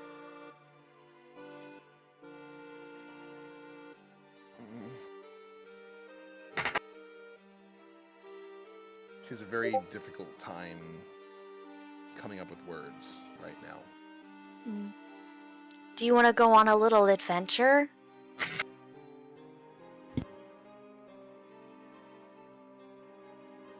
She neither nods her head nor shakes it. She seems uncertain.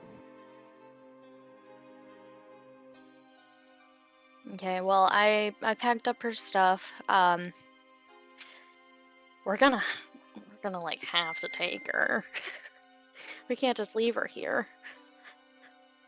Do you have any toys laying around that are fairly, obviously toys that she likes? Not necessarily laying around, but you kind of like look into her nightstand, and it appears that there is a coloring set with like a stack of parchment paper.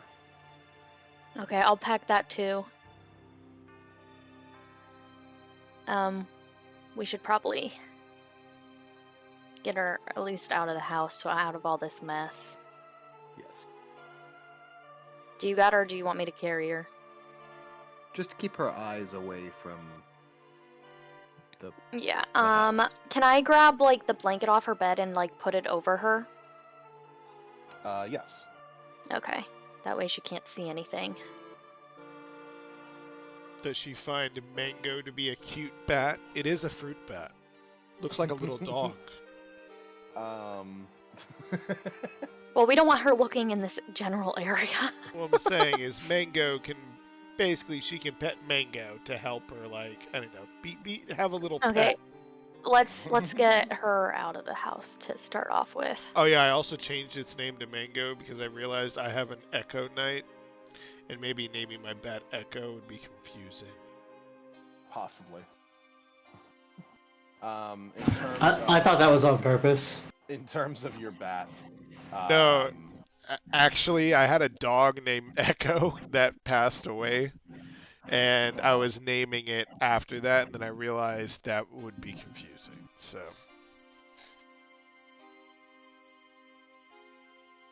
unfortunately, she does appear to be in shock. Does not appear to be in a position to be able to appreciate the cuteness of Mango. okay. Okay, you want to bring her outside, Soup? Yes, and Pud is going to put on he's going to keep her attention, the other way, and so, yeah, he's going to try and entertain, and we'll keep her safe, and maybe I'll tell her a story about. Soup's bound to know some kid stories. He's read so many books. There's no way he wouldn't know some interesting kid story. So he would most certainly try and tell her a story. In Soup's somewhat rambling fashion that he speaks. Yes. Yeah. It'd be hard to follow. I'm gonna go up to Neth and tell him we have to take her with us, at least somewhere, until we can figure out where, a relative is. Agreed. We can't leave her here. She needs, somebody to take care of her. I already got all her stuff packed up. Soup's got her right now.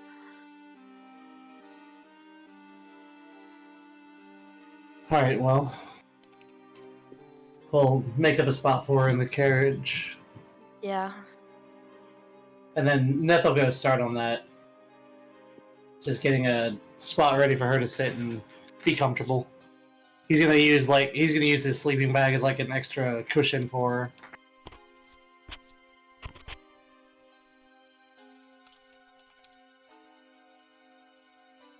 You set up a nice little spot for her on the cart as Soup brings her over, still trying to distract her with some innocent children's stories.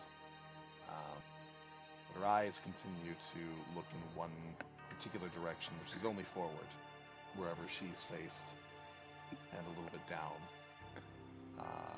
Body shuddering as she tries to process everything.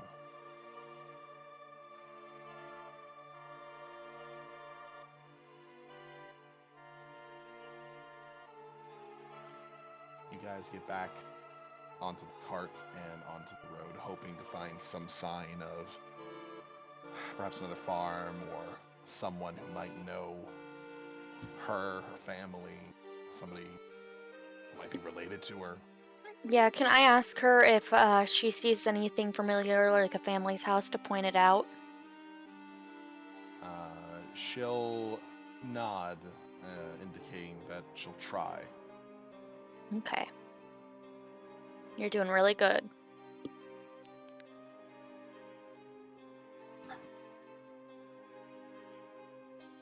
You all pull away from the scene, somewhat grisly scene of whatever horrid flesh-warping magics the elves used on this poor and unfortunate family.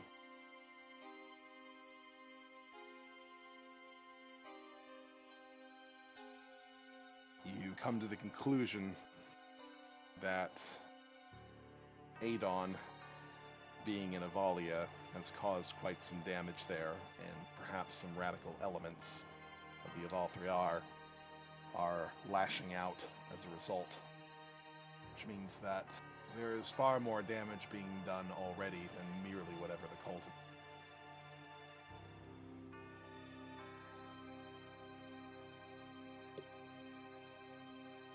Keep your eyes alert and your heads on a swivel, knowing that you are potentially bound for far more than merely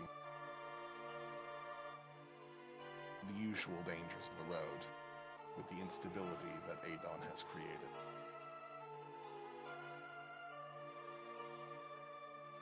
And I think that's a fine place for us to end it today. Mm-hmm. Before we go, though, Let's go through and do affirmations with everybody. Mr. Swagman, would you like to get us kicked off? You got to call out Soup and Naira. The opening scene where we were going over what we'd been doing, I think, was perfectly done on both of their accounts. Thanks.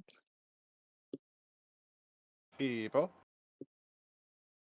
What happened in this shit? Soup. Oh my god. Yo, when he told the stories and shit and then like explained like I actually felt in his soul that he as a person, like Chaz, was leaving like his lifelong like restaurant and actually coming to like go with us on this journey because it was so convincing and well done. He's like a theater kid that's like grown up to be like a professional at this shit. A theater adult. Yes, he is. It is impressive, and he deserves all the praise. Thank you. Not all the praise, but it helps that Soup and I are similar. We're more alike than we are different, so I can think as him. That's the best thing I've got about that. Speaking of Soup. Okay, so most of the way it was going to be Topi with the just Soup line that I was really hoping he was going to pick up. I was totally hoping we were going to continue to play that out a little bit. And literally all the way up until like the last 15 minutes, that's who I had decided was going to get it. And I apologize, and it's because it's not, because it's actually Naira and her like elementary school teacher ability that really just shined when there was a kid involved, and she immediately gravitated toward that and was more concerned about that than the monster in the room, to the point where it got Soup involved and they had a whole a thing. And I think that going forward, both of their nurturing sides, who Soup didn't, wasn't aware he had one, it kind of came out in the moment, and that's something that I'm glad that we get to share. So I think you get it, but it was a really Yeah. really close second, Toby. I think that with Naira's background, it really it sticks with this specific situation is very much like what happened to her, so it really hits home with her, and she knows how that kid is feeling right now. Toby.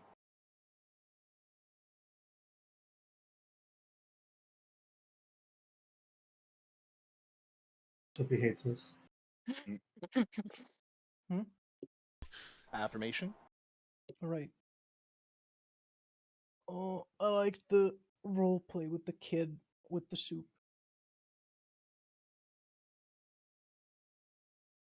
And Avon. I There's so many good things this episode. There was a lot of role play and everything that like happened. It was so good. Um Gosh, I don't want to give it to just one people. I want to give it to everybody. Cause like Neth and fucking Raiko and Ra just like beat the ever living shit out of everybody, while me and Soup and Pud were really trying to make sure this girl was okay and get her safe.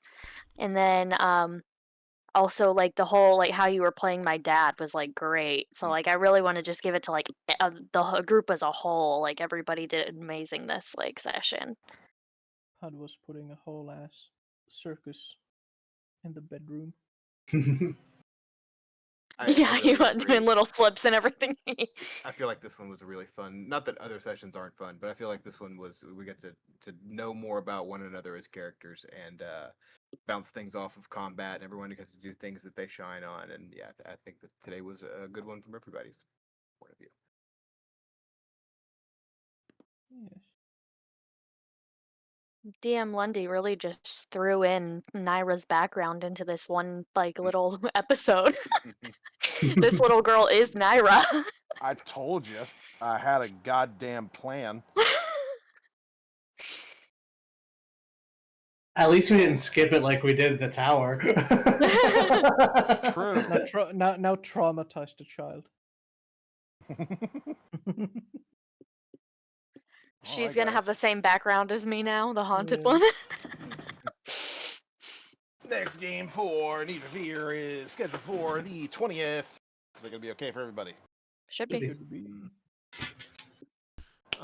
Goody Maybe not for me, babe. When is my plane ticket again coming back on Sunday?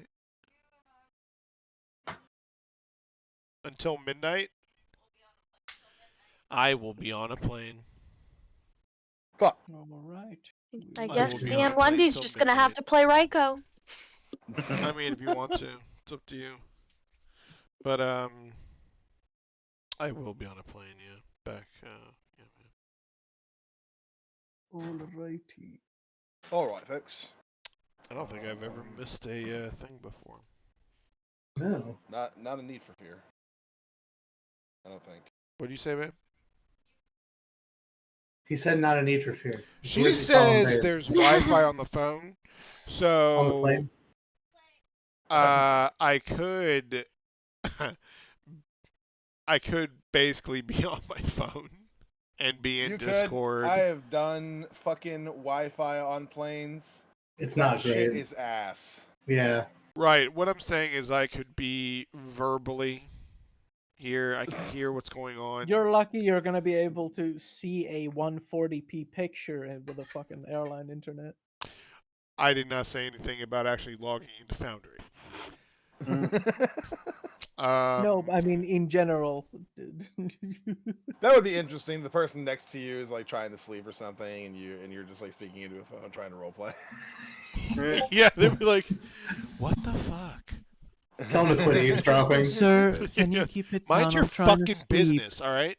Fuck you! I'm playing D&D. We're about to save the goddamn world. Yeah.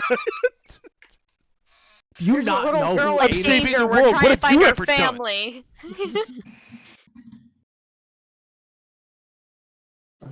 We'll see. Fucking Ada's up there. We're gonna catch him. I'll be able to. Actually, I won't be able to. Actually, babe, we can test this because you're taking the same airline there, right? On Tuesday. Well, I'm going to bed. I'm dying. Yeah, but All right, when I'll I see you come next time, back, Toby. what airline am I Good on? night, y'all. Thank you for the session. I will see you Night. guys next time. I will be on American. Bye bye. Is that what it was? I can't remember. Good old I have to look American. it up. I don't know. Probably not. I guess Probably we'll. a no. Do we want to skip the session or do we want to press on without Hippo? I guess it depends on what Lundy has planned, right? I mean, Because, like, I'm. if it's gonna be like another like role play heavy one, I don't think we like necessarily need to skip. But if it's like if we're gonna have like some like combat and stuff going on, I actually I feel would say the other opposite. way. I would say, Yeah. Really? yeah, Yeah. if it's a lot of combat, we Then can. he can just play him. Yeah. Yeah, we okay, can okay, run okay. Like Raiko as a bot. right, because like basically, if the whole next session is just gonna be like encounters while you're going down the fucking road, I Yeah, mean, if it's who fucking cares? it's a bunch of man? travel encounters. Yeah, just get Lundy to record, the session. So Lundy, I know you probably don't have an idea for it yet, but if you can tell us what the general plan is, we can decide if we're gonna skip or not. Well, it's all random encounter stuff, so it's a little bit random in terms of what's going to actually happen. Right, but it's all gonna be like random encounters. We're not doing heavy story stuff.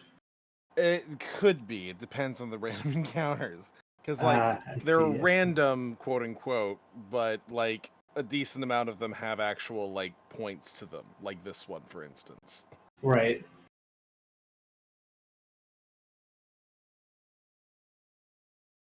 So, I can't say for sure exactly how much roleplay and how much combat's going to be involved. Yeah. Let's just take a hiatus then and just come back when everybody's available. That's my vote anyway. I'll have more information, because I think that as long as I am able to be in Discord, then we're definitely good for no matter what, you know. Cool. I think it should. I think it. I've never Yeah. actually used like Wi-Fi on a plane. It's not good. I've done it a couple times. I've done it for work. I've seen people. And like, It should like be watch good enough for like Netflix and stuff. Discord.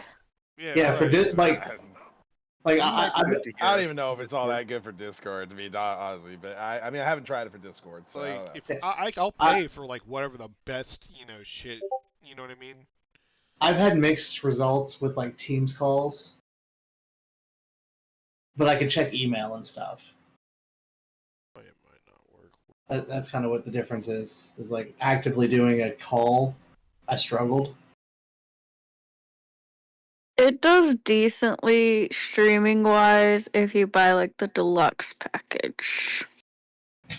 But it's expensive. What is expensive? And wait, which one am I gonna be on? I think you're on American Airlines on the way back. Let's see. Are you two gonna play Peak tonight? No, we're gonna go to bed. I gotta. No, I gotta go. I have to get up at like 5. Fucking losers. I Aw. know. This employment thing really kills my vibe. Yeah, that's why I work 5 p.m. to 3 a.m. I used to. I miss Graves. JetBlue reservations. I'm gonna get out of here because I have work in the morning. So I will see you here next time. Have a good night. Take care, guys. I All will. right, I'll be able guys. to tell you guys in the next couple of days after I research it a little bit better. All right, sounds good. All right. Later, folks.